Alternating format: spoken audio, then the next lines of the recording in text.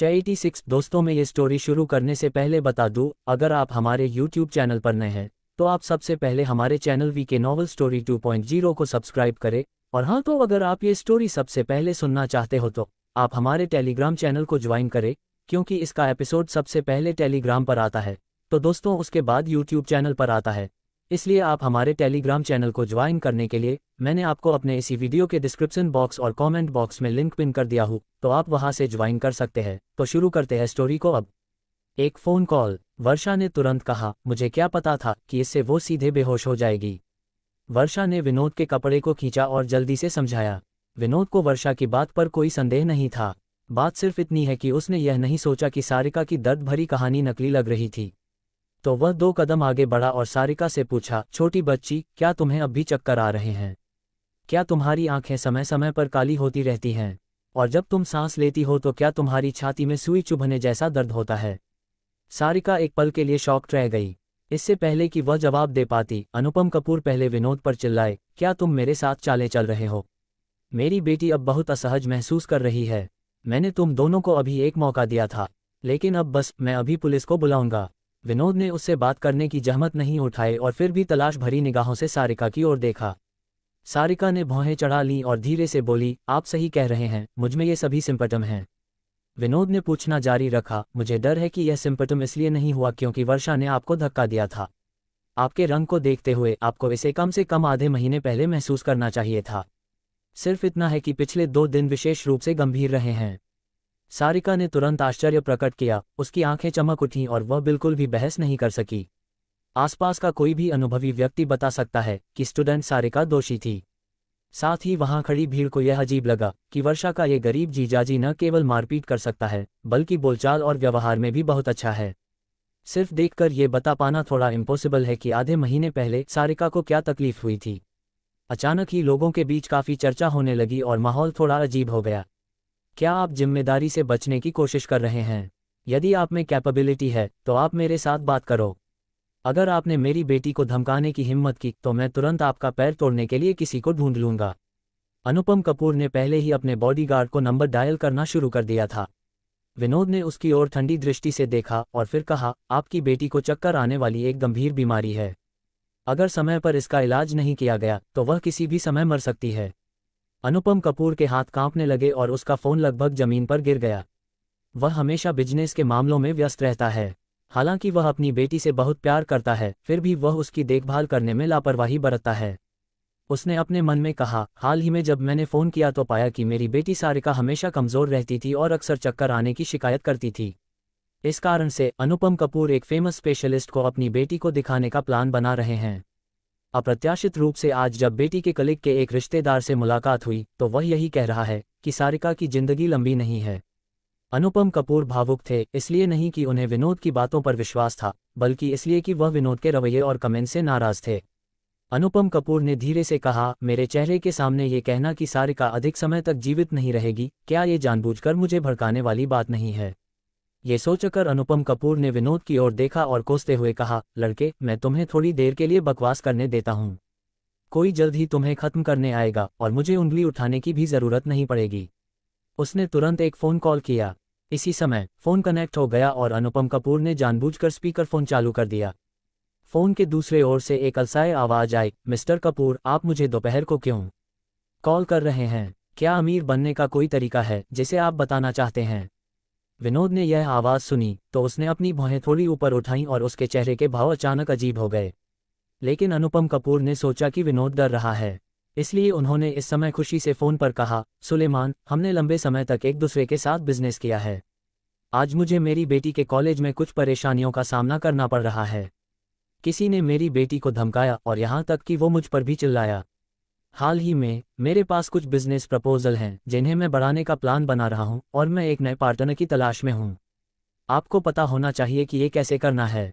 Phone के दूसरी ओर पर कुछ सेकंड के लिए कोई आवाज़ नहीं आई और फिर बेहद अलसाए आवाज़ अचानक गहरी हो गई, अनुपम कपूर की बेटी को तंग करने की हिम्मत किस में है?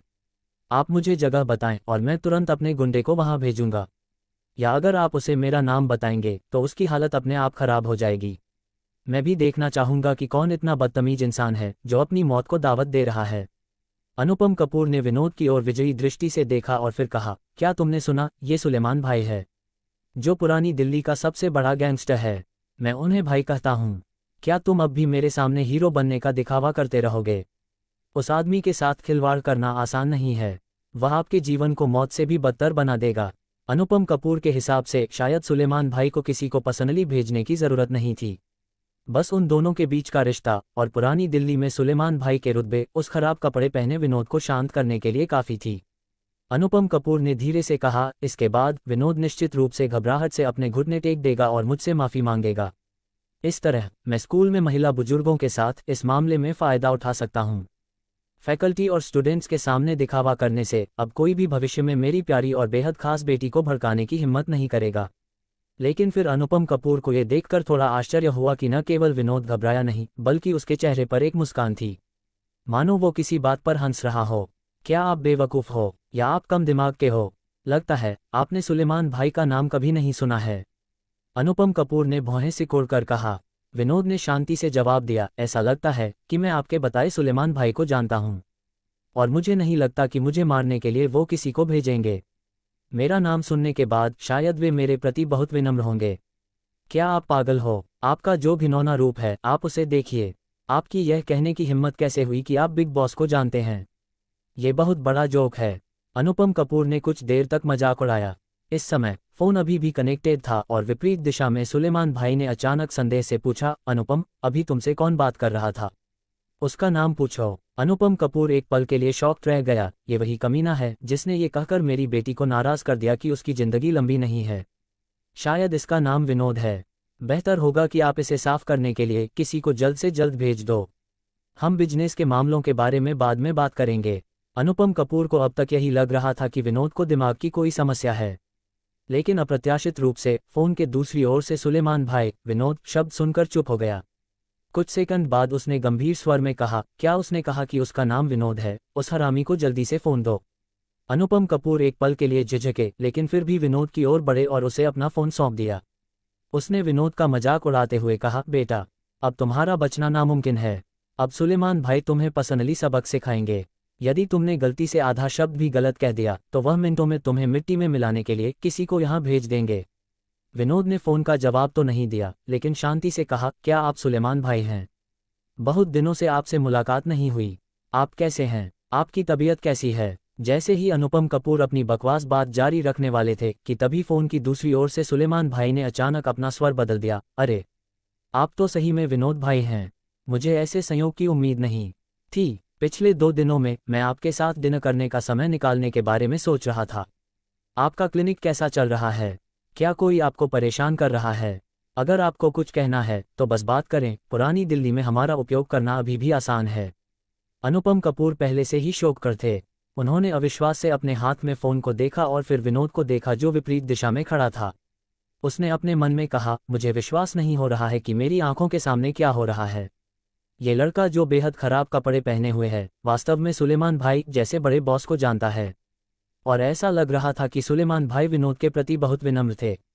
क्लिनिक बहुत अच्छा चल रहा है, लेकिन आज किसी ने आपके नाम से फ़ोन किया और कहा कि वो मेरा पैर तोड़ना चाहता है। मैं सोच में पड़ गया, क्योंकि आपका और मेरी रिश्ता बेहद अच्छा है, विनोद ने मजाक करते हुए कहा।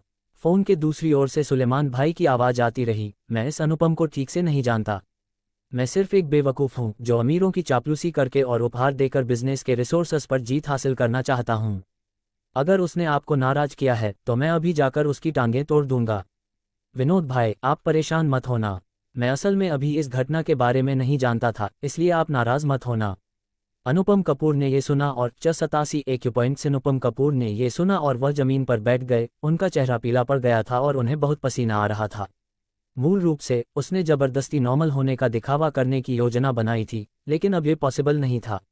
अब सुलेमान के हाथों विनोद को मरवाना नामुमकिन था। अब उसे खुद ही कुछ करना पड़ेगा। अनुपम ने धीरे से कहा, क्या विनोद जानता है कि सुलेमान भाई हमेशा बदला लेने वाला क्रूर और निर्दयी व्यक्ति रहा है? हालांकि अनुपम कपूर को यह नहीं पता था कि विनोद और सुलेमान भाई के बीच क्या रिश्ता था, लेकिन ये स्पष्ट था कि सुलेमान भाई विनोद के प्रति बहुत विनम्र थे, यहाँ तक कि उसकी बहुत रिस्पेक्ट करते थे। इसका मतलब ये भी है कि अनुपम कपूर पर विपत्ति आने वाली है। पापा, अनुपम कपूर की बेटी सारिका ने उसे अचंभे में देखा और उनकी मदद करने की इच्छा से उन्हें याद किया। सारिका की मूवमेंट बहुत तेज थी। जैसे ही उसने अपना सिर नीचे किया, अचानक उसे चक्कर आ गया। उसने अपनी आंखें घुमाईं और बेहोश हो गई। तभी उसका पूरा शरीर तेजी से हिलने डुलने लगा, जो बहुत डरावना और बेहद खतरनाक लग रहा था। बेटी, तुम्हें क्या हो गया है? अनुपम कपूर वापस होश में आए और अपनी बेहोश बेटी को पकड़कर और भी ज्यादा घबरा गए। फिर उसने अचानक अपने आप विनोद की ओर देखा, जल्दी से उसके पास गया और अंधाधुंध चिल्लाया, क्या आपने अभी नहीं कहा था कि उसे चक्कर आता है? क्या आप इसे ठीक कर सकते हो? अगर आप इसे ठीक कर सकते हैं तो मैं आपको कोई भी राशि देने को तैयार हूं। विनोद ने अनुपम कपूर पर बिल्कुल भी ध्यान नहीं दिया, बस सारिका के चेहरे पर नजर गड़ा दी। फिर वह जल्दी से नीचे बैठ गया और अपने बाएं हाथ की उंगलियों को मोड़ लिया, जो काले वासुकी के कुंडली की तरह लग रही थीं। वह बेहद तेज गति से सीधा सारिका के माथे पर अपना हाथ लगाकर कुछ नोटिस करने लगा। आप क्या कर रहे हो? अभी जो हुआ उसके बारे में मैं गलत था।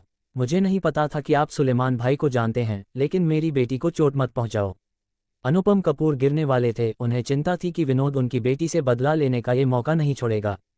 वो ये भी जानते थे कि अपनी कुछ चालों के साथ विनोद को हराना असंभव है। मेरे जीजा को कम मत समझना, वह तुम्हारी बेटी का इलाज कर रहे हैं। उन्हें परेशान मत करो। इसी समय वर्षा आई और विनोद के पक्ष में बोली, इलाज? ये किस तरह का इलाज है? बेहतर होगा कि मैं तुरंत एम्बुलेंस बुलाऊं। अनुपम कपूर को यकीन नहीं हुआ। फिर उसने अपने मन में कहा, लेकिन कुछ शब्द चिल्लाने के बाद ही मुझे अचानक पता चला कि जिस बच्ची का सिर विनोद ने एक अनोखी मुद्रा में पकड़ रखा था, उसके शरीर में ऐंठन के बेसिक लक्षण तुरंत दूर हो गए और साथ ही उसकी लंबी पलकें कई बार झपकी और उसने धीरे से अपनी आंखें खोली थीं। हालांकि इस समय भी उसका चेहरा पीला पड़ा हुआ था और वह बेजान लग रही थी, लेकिन वो कम से कम जिंदा थी। मेरी बेटी सांस ले रही है। अनुपम कपूर ने फोन छोड़ा और खुशी से चिल्लाए, क्या आप आश्चर्यचकित होना बंद कर सकते हैं? अगर आप चाहते हैं कि आपकी बेटी सुरक्षित रहे तो इसे तंग ना करें और इससे दूर खड़े रहें। यहाँ इसके इलाज के बीच में ना आएं। विनोद ने पहले ही सारिका के माथे से अपना हाथ हटा लिया था। अनुपम कपूर को बेरुखी से डांटते हुए उसने फिर से एक अनोखा इशारा किया। फिर अपनी उंगली की नोक का उपयोग करके एक ही समय में सारिका की छाती और दो कंधों पर विशेष एक्यूपंक्चर बिंदुओं को छुआ। जब विनोद आगे बढ़ा तो उसके शरीर में कुंडलिनी शक्ति पहले से ही सबसे तेज गति से जाग चुकी थी। सारिका के एक्यूपॉइंट से संपर्क करने के बाद उसकी रक्त वाहिकाएं तुरंत एक्टिव हो गई और साथ ही चक्कर आने के लक्षणों का कारण बनने वाले घाव जल्दी से ठीक हो गए। सारिका के मुंह से आह निकली और उसने मुंह से खून उगल दिया। सारिका के इस तरह के रिएक्शन से अनुपम कपूर और उनकी पत्नी काफी डर गए, लेकिन जल्द ही उन्होंने देखा कि उनकी अनमोल बेटी सारिका के चेहरे का रंग काफी बेहतर हो गया है। ये पहले की तरह पीला और डरावना नहीं था। उसकी आंखों में आशा की एक झलक थी। ठीक है, सामान्य समय में शारीरिक व्यायाम पर अधिक ध्यान दें। आपकी रक्त वाहिकाएं और मेरिडियन सामान्य लोगों की तुलना में बहुत नैरो हैं। यदि आप ज्यादा घूम फिर नहीं पाएंगी तो ये दोबारा ब्लॉक हो जाएगी। आप फिर से बीमार पड़ जाओगी। इसीलिए एक्सरसाइज करती रहना। विनोद ने झट से अपना हाथ पीछे खींच लिया और खड़े होकर शांत स्वर में बोला। सारिका, जो असल में विनोद को तुच्छ समझती थी, अब उसके चेहरे पर शर्मिंदगी थी। उसने आज्ञाकारी रूप से अपना सिर झुकाया और फिर कहा, मुझे बचाने के लिए थैंक यू। असल में आज जो हुआ वह सब मेरी गलती की वजह से हुआ है। मुझे वर्षा को शर्मिंदा करने के लिए प्रीति की एक तरफा बातें नहीं सुननी चाहिए थीं। मामले को स्पष्ट रूप से सुलझाया गया और इन सब बातों की वजह से उसके बगल में शॉक फीमेल काउंसिलर को पूरी तरह से राहत मिली। हालांकि ऐसा लग रहा था जैसे कुछ ही मिनटों में जो हुआ वो एक उतार चढ़ाव वाली फिल्म की तरह था, लेकिन सौभाग्य से एंडिंग बेहद अच्छी थी। विनोद ने वर्षा की ओर देखा, फिर कॉलेज के प्रिंसिपल की ओर देखा और धीरे से कहा, चूंकि मामला सुलझ गया है, क्या अब हम शांति से रह सकते हैं? कॉलेज स्वाभाविक रूप से बड़ी चीज को छोटी चीज में बदलने के लिए तैयार है, इसलिए उन्होंने इस समय सहमति में सिर हिलाया। अनुपम कपूर बेहद शर्मिंदा हुए। पहले मैं इतना घमंडी और दबंग था कि विनोद और वर्षा को इंसान भी नहीं समझता था, लेकिन सुलेमान भाई जैसे मजबूत समर्थक के बावजूद विनोद ने खुद को शांत रखा। सिर्फ यही नहीं, उन्होंने मेरी बेटी को अच्छी तरह से बचाया जब उसकी हालत बहुत खराब थी। इस तरह की बात को सोचने के बाद उन्हें थोड़ी शर्मिंदगी महसूस हुई। वह इस अजीब माहौल को शांत करने के लिए घटनास्थल पर वो कुछ शब्द कहना चाहते थे, लेकिन विनोद पहले ही वर्षा के साथ वहां से जा चुका था, इसलिए अनुपम कपूर को कुछ भी कहने का मौका नहीं मिला। जीजा जी, क्या भविष्य में जब भी मुझे परेशानी होगी तो आप मेरी मदद करने आएंगे? असल में मैंने सोचा था कि इस बार मैं अपनी बहन से इसे हल करने के लिए कहूंगी। मैं बहुत खुश हूं कि आप यहाँ आए। वर्षा अपने चेहरे पर हैप्पी एक्सप्रेशन लाकर विनोद के पीछे चल रही थी। विनोद ने उदास चेहरे के साथ जवाब दिया, क्या आप परेशानी पैदा करना बंद कर सकती हैं? हालांकि मैंने दादाजी से आपके चावला परिवार के सदस्यों की देखभाल करने का वादा किया था, लेकिन इसका मतलब ये नहीं है कि आप बाहर हर किसी से पंगा लेती रहेंगी। क्या आपने सारिका को धक्का देने से पहले उसके परिणाम के बारे में नहीं सोचा था? वर्षा ने अपनी जीभ बाहर निकाली। हालांकि उसने विनोद के बात को काटने की हिम्मत नहीं की और केवल आज्ञाकारी ढंग से सब कुछ सुन रही थी। ठीक है, अब मुझे क्लिनिक वापस जाना होगा। भविष्य में तुम्हें पता होना चाहिए कि चीज़ों को ठीक से कैसे करना है। आखिर तुम कोई दूध पीती हुई बच्ची नहीं हो, इसलिए हमेशा अपनी बहन पर बोझ मत बनो। अपनी जिम्मेदारी उठाना सीखो। विनोद ज्यादा कठोर नहीं होना चाहता था और इन कुछ शब्दों को कहने के बाद वह कॉलेज से बाहर चला गया। लेकिन इससे पहले कि वह कॉलेज के गेट पर पहुंचता, उसने पीछे से आते कदमों की आहट सुनी, जो तेजी से उसकी ओर बढ़ रहे थे। विनोद थोड़ा घबराया, तेजी से घूमा और इस नई मुसीबत से निपटने के लिए तैयार हो गया। उसने अपनी मुट्ठियां भी भींच लीं, लेकिन जल्द ही उसके चेहरे पर आश्चर्य के भाव प्रकट हुए और उसका शरीर शिथिल हो गया। जो तेजी से उसका पीछा कर रही थी, वह एक फीमेल एम्प्लॉय थी। वो लगभग 30 साल की लग रही थी, यानी वो एक महिला टीचर थी, जिसने पहले वर्षा की इंस्ट्रक्टर होने का दावा किया था। हालांकि उसने जो कपड़े पहने हुए थे वे सेक्सी या भड़कीले नहीं थे, फिर भी उसके लिए उसके बेहद खूबसूरत उभारों को छुपाना मुश्किल था। खासकर उसके पास वो सारे लुक्स थे, जैसे कि एक यंग लेडी का खूबसूरत चेहरा, जिसमें हमेशा एक अट्रैक्शन होता है जो लोगों को बार बार पलटकर देखने पर मजबूर कर देता है। मिस्टर विनोद, क्या आप ठीक हैं? क्या मैं आपसे थोड़ी देर के लिए बात कर सकती हूँ? मुझे आपसे कुछ ज़रूरी बात करनी है। महिला काउंसलर की सांसें फूल रही थी। वो विनोद के सामने आई। जाहिर था कि वह अभी पूरे रास्ते की भागदौड़ को बर्दाश्त नहीं कर पा रही थी। चिंता मत करो और आप धीरे धीरे बात करो, मेरे पास समय है। विनोद ने सोचा, वह वर्षा का काउंसलर है, चाहे कुछ भी हो जाए उसे ध्यान से उसकी बात को सुनना चाहिए। वर्षा जैसी खतरनाक साली अगर खुद को फ्यूचर में सुरक्षित नहीं रख सकी, तो उसे भविष्य में परेशानियों से निपटने के लिए इस काउंसलर की ज़रूरत होगी। थैंक यू, आप बहुत अच्छे हैं, महिला काउंसलर ने अपने सीने को थपथपाते हुए कहा। सांस लेने के बाद सबसे पहले उसने अपना परिचय दिया और कहा, मेरा नाम प्रीति है और मैं वर्षा की काउंसलर हूँ। मैं आपसे ये पूछने आई हूँ कि जब आपने अभी सारिका का इलाज किया था, तो क्या आपने ट्रेडिशनल आयुर्वेदिक मेडिसिन का इस्तेमाल किया था? विनोद ने अपनी बाहें ऊपर उठाईं और लापरवाही से जवाब दिया, आप सही कह रही हैं, मैं आयुर्वेदिक मेडिसिन का छात्र हूँ। प्रीति के इरादों से विनोद को कुछ अजीब लगा। विनोद को वो काउंसलर बिल्कुल स्वस्थ लग रही थी और उसके शरीर पर कोई बीमारी के सिम्पटम नहीं थे। ऐसा नहीं लगता कि वह उसके पास इलाज के लिए आई थी। असल में आपके कपड़ों से आपके स्किल को नहीं आंका जा सकता। मैंने आपसे बेस्ट आयुर्वेदिक मेडिसिनल रेमेडी की उम्मीद नहीं की थी। प्रीति ने तुरंत विनम्रता से थोड़ा चापलूसी करते हुए कहा, लेकिन जैसे ही ये शब्द काउंसलर ने कहे तो विनोद थोड़ा असहज महसूस करने लगा। उसके दिमाग में बहुत 88 रिक्वेस्ट उसके दिमाग में बहुत कुछ चल रहा था। उसकी फीलिंग्स को शब्दों में बयान नहीं कर सकते हैं। विनोद ने अपने मन में कहा, क्या ऐसा इसलिए है क्योंकि मैं वहां खड़े लोगों को नीच दृष्टि से देखता हूं, या मेरा ड्रेस सचमुच इतनी घटिया है कि लोग मुझे नीची दृष्टि से देखते हैं? इस फैकल्टी का क्या मतलब है? क्या मैं आयुर्वेदिक डॉक्टर जैसा नहीं दिखता? क्या आपको इस व्यवसाय वालों को देखकर शर्म आती है? विनोद ने भौहें चढ़ाकर पूछा। जाहिर तौर पर प्रीति चापलूसी करने में बहुत अच्छी नहीं थी। इस समय उसे एहसास हुआ कि उसने गलत बात कही थी। शर्माते हुए और हाथ हिलाते हुए उसने जल्दी से समझाया, मिस्टर विनोद, आपने गलत समझा। मैं सिर्फ इतना कहना चाहती हूँ कि आपकी मेडिकल स्किल्स मेरी कल्पना से बिल्कुल परे हैं। आप जैसे सिंपल दिखते हैं, उससे कहीं बेहतर आपके मेडिकल स्किल्स हैं। ये जानकर कि प्रीति का कोई गलत इरादा नहीं था, विनोद के चेहरे पर मुस्कान आ गई। फिर उसने पूछा, क्या आपको मुझसे कुछ काम है? दरअसल विनोद को सबसे ज्यादा चिंता इस बात की थी कि कहीं प्रीति नाम की ये फीमेल काउंसलर उसकी साली वर्षा की बेवकूफ़ों वाली हरकतों के बारे में उससे बात करने तो नहीं आई थी। विनोद ने अपने मन में कहा, आज की सिचुएशन को देखते हुए वर्षा कॉलेज और अपनी क्लास में एक अच्छी स्टूडेंट तो नहीं हो सकती है। वो सबके लिए एक बहुत बड़ी परेशानी है। अगर ये प्रीति मेरे साथ इस टॉपिक पर गहराई से चर्चा करना चाहती है, तो क्या ये बेहद परेशानी भरा डिस्कशन नहीं होगा? काफ़ी देर हो चुकी है, अभी भी सारे मरीज क्लिनिक में मेरा वापस आने का इंतजार कर रहे हैं।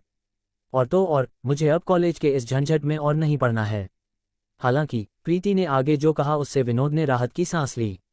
प्रीति ने अपने बालों को ठीक करने के लिए अपना हाथ बढ़ाया, अपनी भावनाओं को स्टेबल किया और फिर कहा, मिस्टर विनोद, सच कहूँ तो मेरा एक अच्छा दोस्त है जिसे एक अजीब बीमारी है। मैंने पिछले 6 महीनों से कई डॉक्टरों को उसे दिखाया है, कई अस्पतालों और यहाँ तक कि सभी प्रकार के अजीब लोक उपचारों को फॉलो किया है, लेकिन सब बेकार निकला। उसे कोई फायदा नहीं हुआ। अभी जब मैंने देखा कि आपने सारिका को इतनी आसानी से ठीक कर दिया तो मुझे आश्चर्य हुआ। और मुझे एक आइडिया आया कि क्या मैं आपसे मदद मांग सकती हूँ। जैसे ही मैंने सुना कि आप लोगों का इलाज करते हैं और मेरी मदद कर सकते हैं तो मेरी दिलचस्पी तुरंत आपके मेडिकल स्किल्स में बढ़ गई है।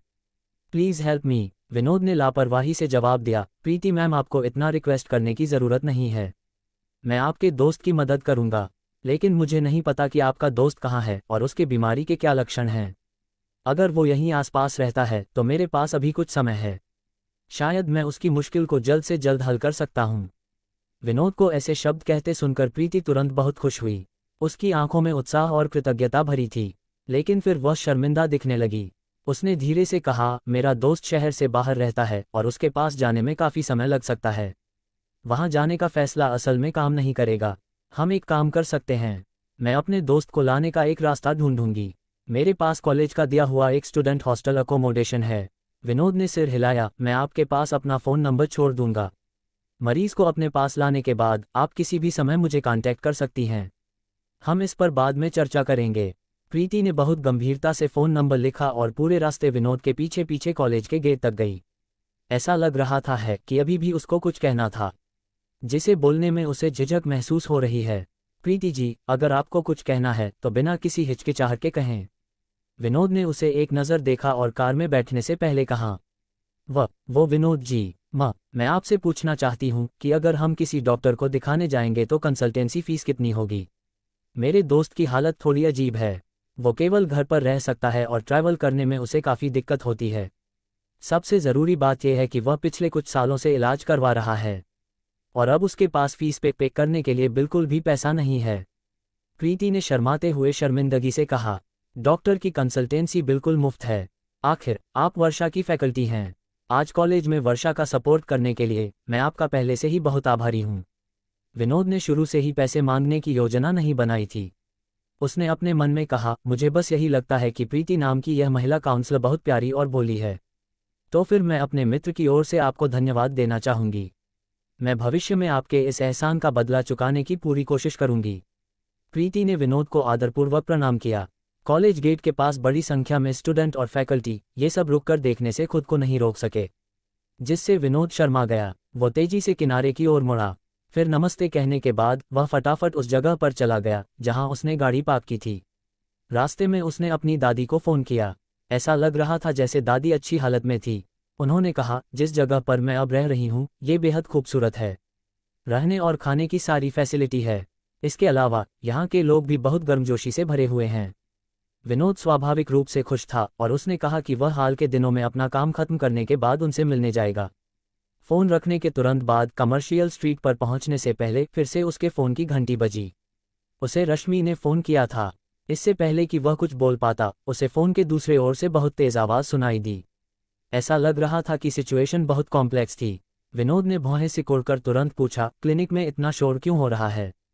हमारा क्लिनिक कब से सब्जी मंडी बन गया? आज वहाँ इतना हल्ला गुल्ला क्यों हो रहा है? कॉल पर विनोद से बात करने वाली रश्मि नहीं बल्कि घमंडी और अमीर इंटर्न आन्या थी। अरे, क्या तुम विनोद बात कर रहे हो? अगर हाँ तो यहाँ जल्दी आओ। रश्मि किसी से लड़ रही है। आन्या ने कुल गिने चुने शब्द कहे और फिर झट से फ़ोन रख दिया। उसके बाद विनोद बार बार कॉल करता रहा मगर उसे कोई जवाब नहीं मिला। विनोद फ्यूल टैंक में पेट्रोल भरवाकर सबसे तेज स्पीड से कमर्शियल स्ट्रीट की ओर अपनी गाड़ी को भगाकर ले गया।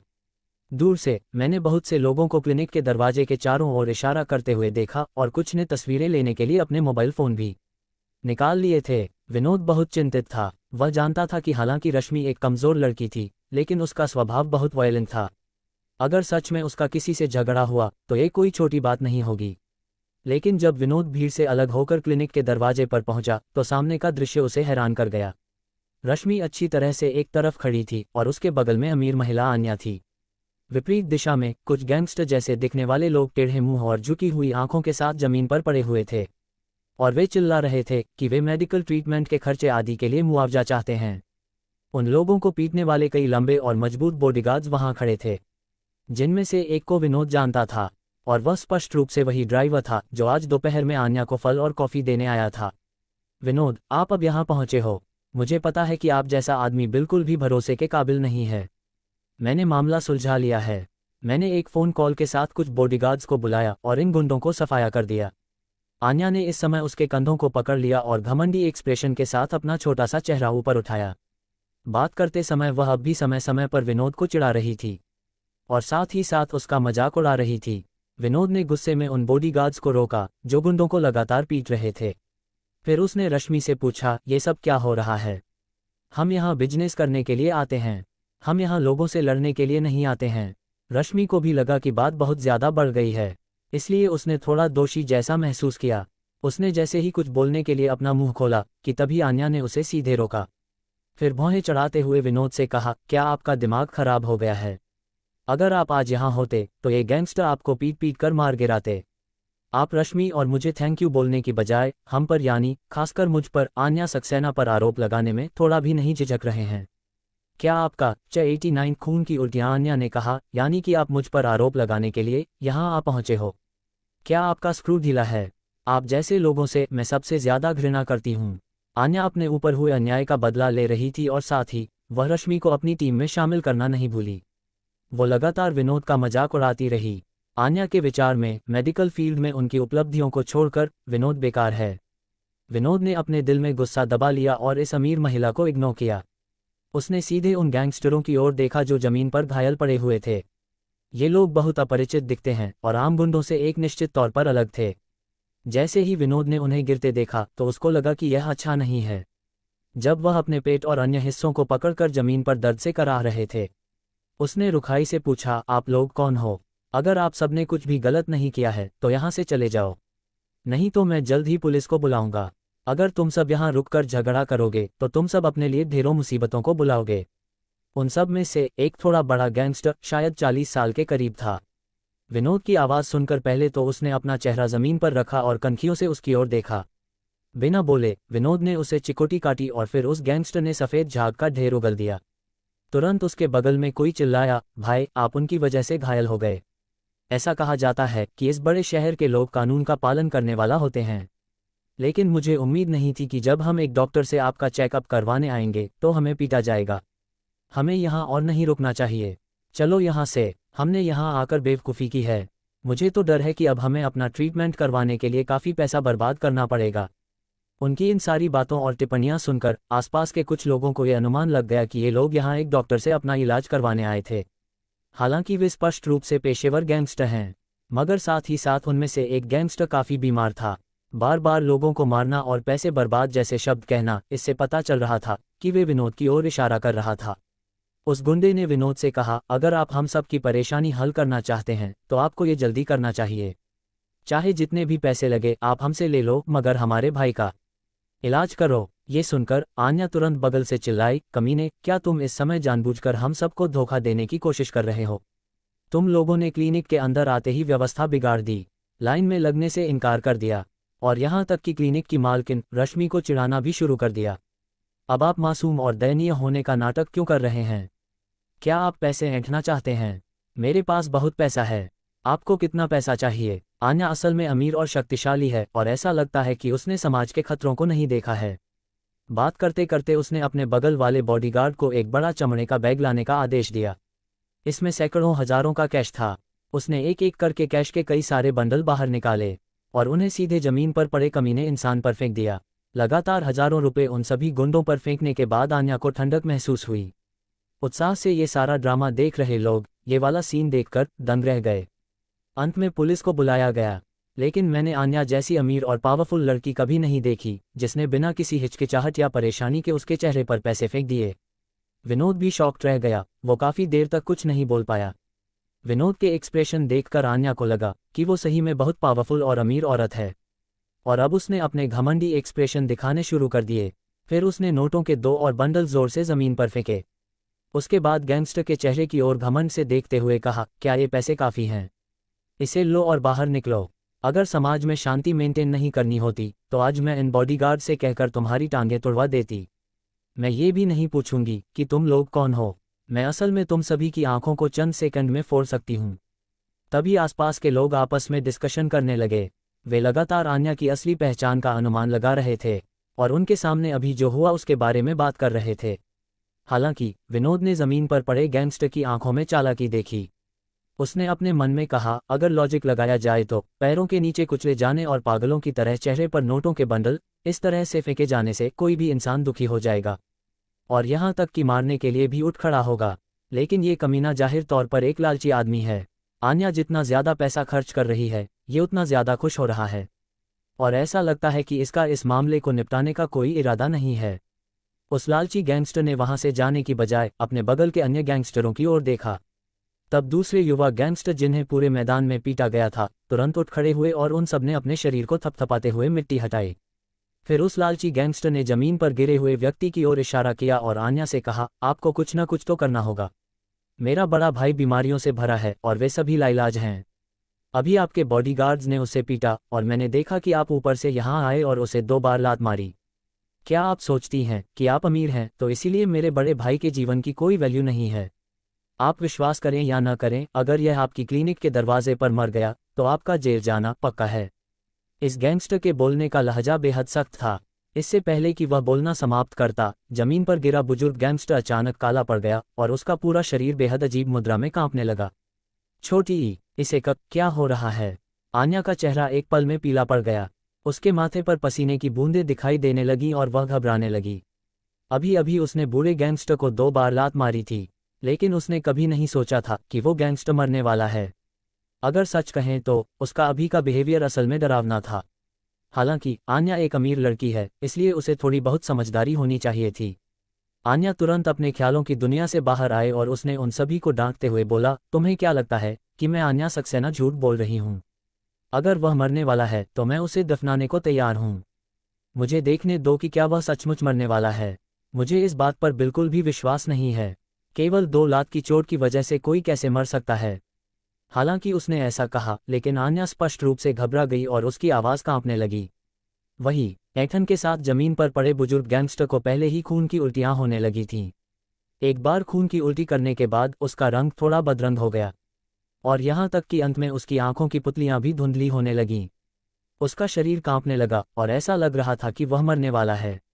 आन्या इतनी डर गई थी कि वह लगभग जमीन पर बैठ गई। उसके बगल में खड़े उसके बॉडीगार्ड्स और भी ज्यादा डर गए थे, यहाँ तक कि उन लोगों ने आसपास की स्थिति का मुआयना करना शुरू कर दिया। वे वहां से खिसकने का मौका ढूंढने की योजना बना रहे थे। बॉडीगार्ड्स इसीलिए डर गए थे क्योंकि उन लोगों ने गुंडों को सड़क पर पीट कर बुरी तरह से घायल कर दिया था। हालांकि आन्या ने आखिरी के 2 किक उस बुजुर्ग गैंगस्टर को मारे थे, लेकिन बॉडीगार्ड्स ने शुरू में गैंगस्टर की जमकर धुलाई की थी। क्लिनिक में आए हुए सारे मरीज असल में दहशत की वजह से दरवाजे पर लटक गए थे। उन सबको ये डर था कि उनमें से कोई भी नहीं बच पाएगा। आसपास के लोग मदद नहीं कर सके, लेकिन ये सारा ड्रामा ध्यान से देखने के लिए आगे बढ़े। इस मारधाड़ को देखने के बाद कुछ लोगों ने बार बार आन्या की बड़ाई भी की। ये अमीर लड़की बहुत मेहनती है, इस क्लिनिक को बचाने के लिए इसने अपनी जान लगा दी है। तुम लोग क्या चाहते हो? क्या तुम्हें और पैसे चाहिए? मैं तुम्हें जल्द से जल्द और पैसे दे दूंगी। ऐसा लग रहा था कि आन्या उस परेशानी को समझ रही थी जिसका वह सामना कर रही थी। अचानक अपने सामने जवान गैंगस्टर की ओर इशारा करते हुए उसने जोर से पूछा और फिर बचे हुए सैकड़ों हजारों रुपए बैग में डाल दिए। लेकिन उन गुंडों ने उसकी ओर देखा तक नहीं। वे बस विलक्षण ढंग से बोले, क्या आपको लगता है कि अमीर होना कोई बहुत ग्रेट बात है? इन चंद सैकड़ों हजारों रुपए से आप हमारे बड़े भाई की जिंदगी खरीदना चाहती हैं? दुनिया में लाइफ की कीमत इतनी सस्ती चीज कैसे हो सकती है? हमारे बड़े भाई की शक्ल देखो, ये शायद कुछ मिनटों तक भी नहीं टिकेंगे। ये मामला करोड़ों का है, आप इसे सुझाने के बारे में सोच भी नहीं सकती हो।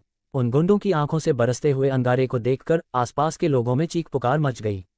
आन्या ने धीरे से कहा, ये असल में चीनी मिट्टी के बर्तन की तरह कमजोर लोग हैं। ज्यादा से ज्यादा ये मुझसे 10,08,000 रुपये मांगेंगे। ये मुआवजा कोई खास बड़ी रकम नहीं है। वही विनोद ने धीरे से कहा, आन्या घमंडी और दबंग है और वह हमेशा एक ही बकवास करती रहती है कि वह एक अमीर लड़की है और उसके पास पैसे की कमी नहीं है। मगर उन गुंडों ने एक साथ कहा, हम चीनी मिट्टी के बर्तन की तरह कमजोर लोग नहीं हैं, हमें करोड़ों का मुआवजा चाहिए। उन सब की बात सुनकर आन्या, चनब्बे ब्लैकमेल, उन सब की बात सुनकर आन्या अपनी जगह पर ऐसे जम गई मानो बिजली गिर गई हो। अब मैं क्या करूं? ये तो बहुत सारे पैसे मांग रहा है। ठीक है, मैं उन्हें उनकी मुंह मांगी कीमत दे दूंगी। आन्या शौक कर थी और उसने घबराहट में फोन निकाला। ऐसा लग रहा है कि वह वाकई पैसे देने को तैयार है। विपरीत दिशा के 2 गैंगस्टरों की आंखों में खुशी दिखाई दी। जाहिर तौर पर उन्हें लगा कि उनकी योजना सफल होने वाली है। जमीन पर पड़ा हुआ गैंगस्टर खून की उल्टियां करता रहा और ऐसा लग रहा था कि वह किसी भी वक्त मर सकता है।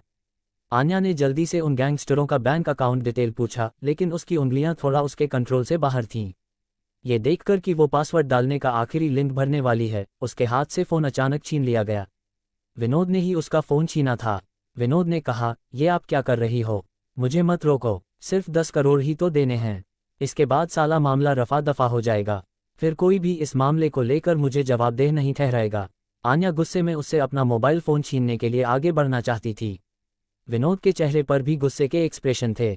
उसने अमीर आन्या को घूर कर देखा, फिर उसने रुखाई से कहा, मुझे इसकी परवाह नहीं है कि आपके पास बहुत सारा पैसा है और आप उसे कहाँ खर्च करो, लेकिन अभी आप जहाँ खड़ी हो ये 3 एकड़ ज़मीन मेरी है और यहाँ किसी को कोई भी ब्लैकमेल नहीं कर सकता।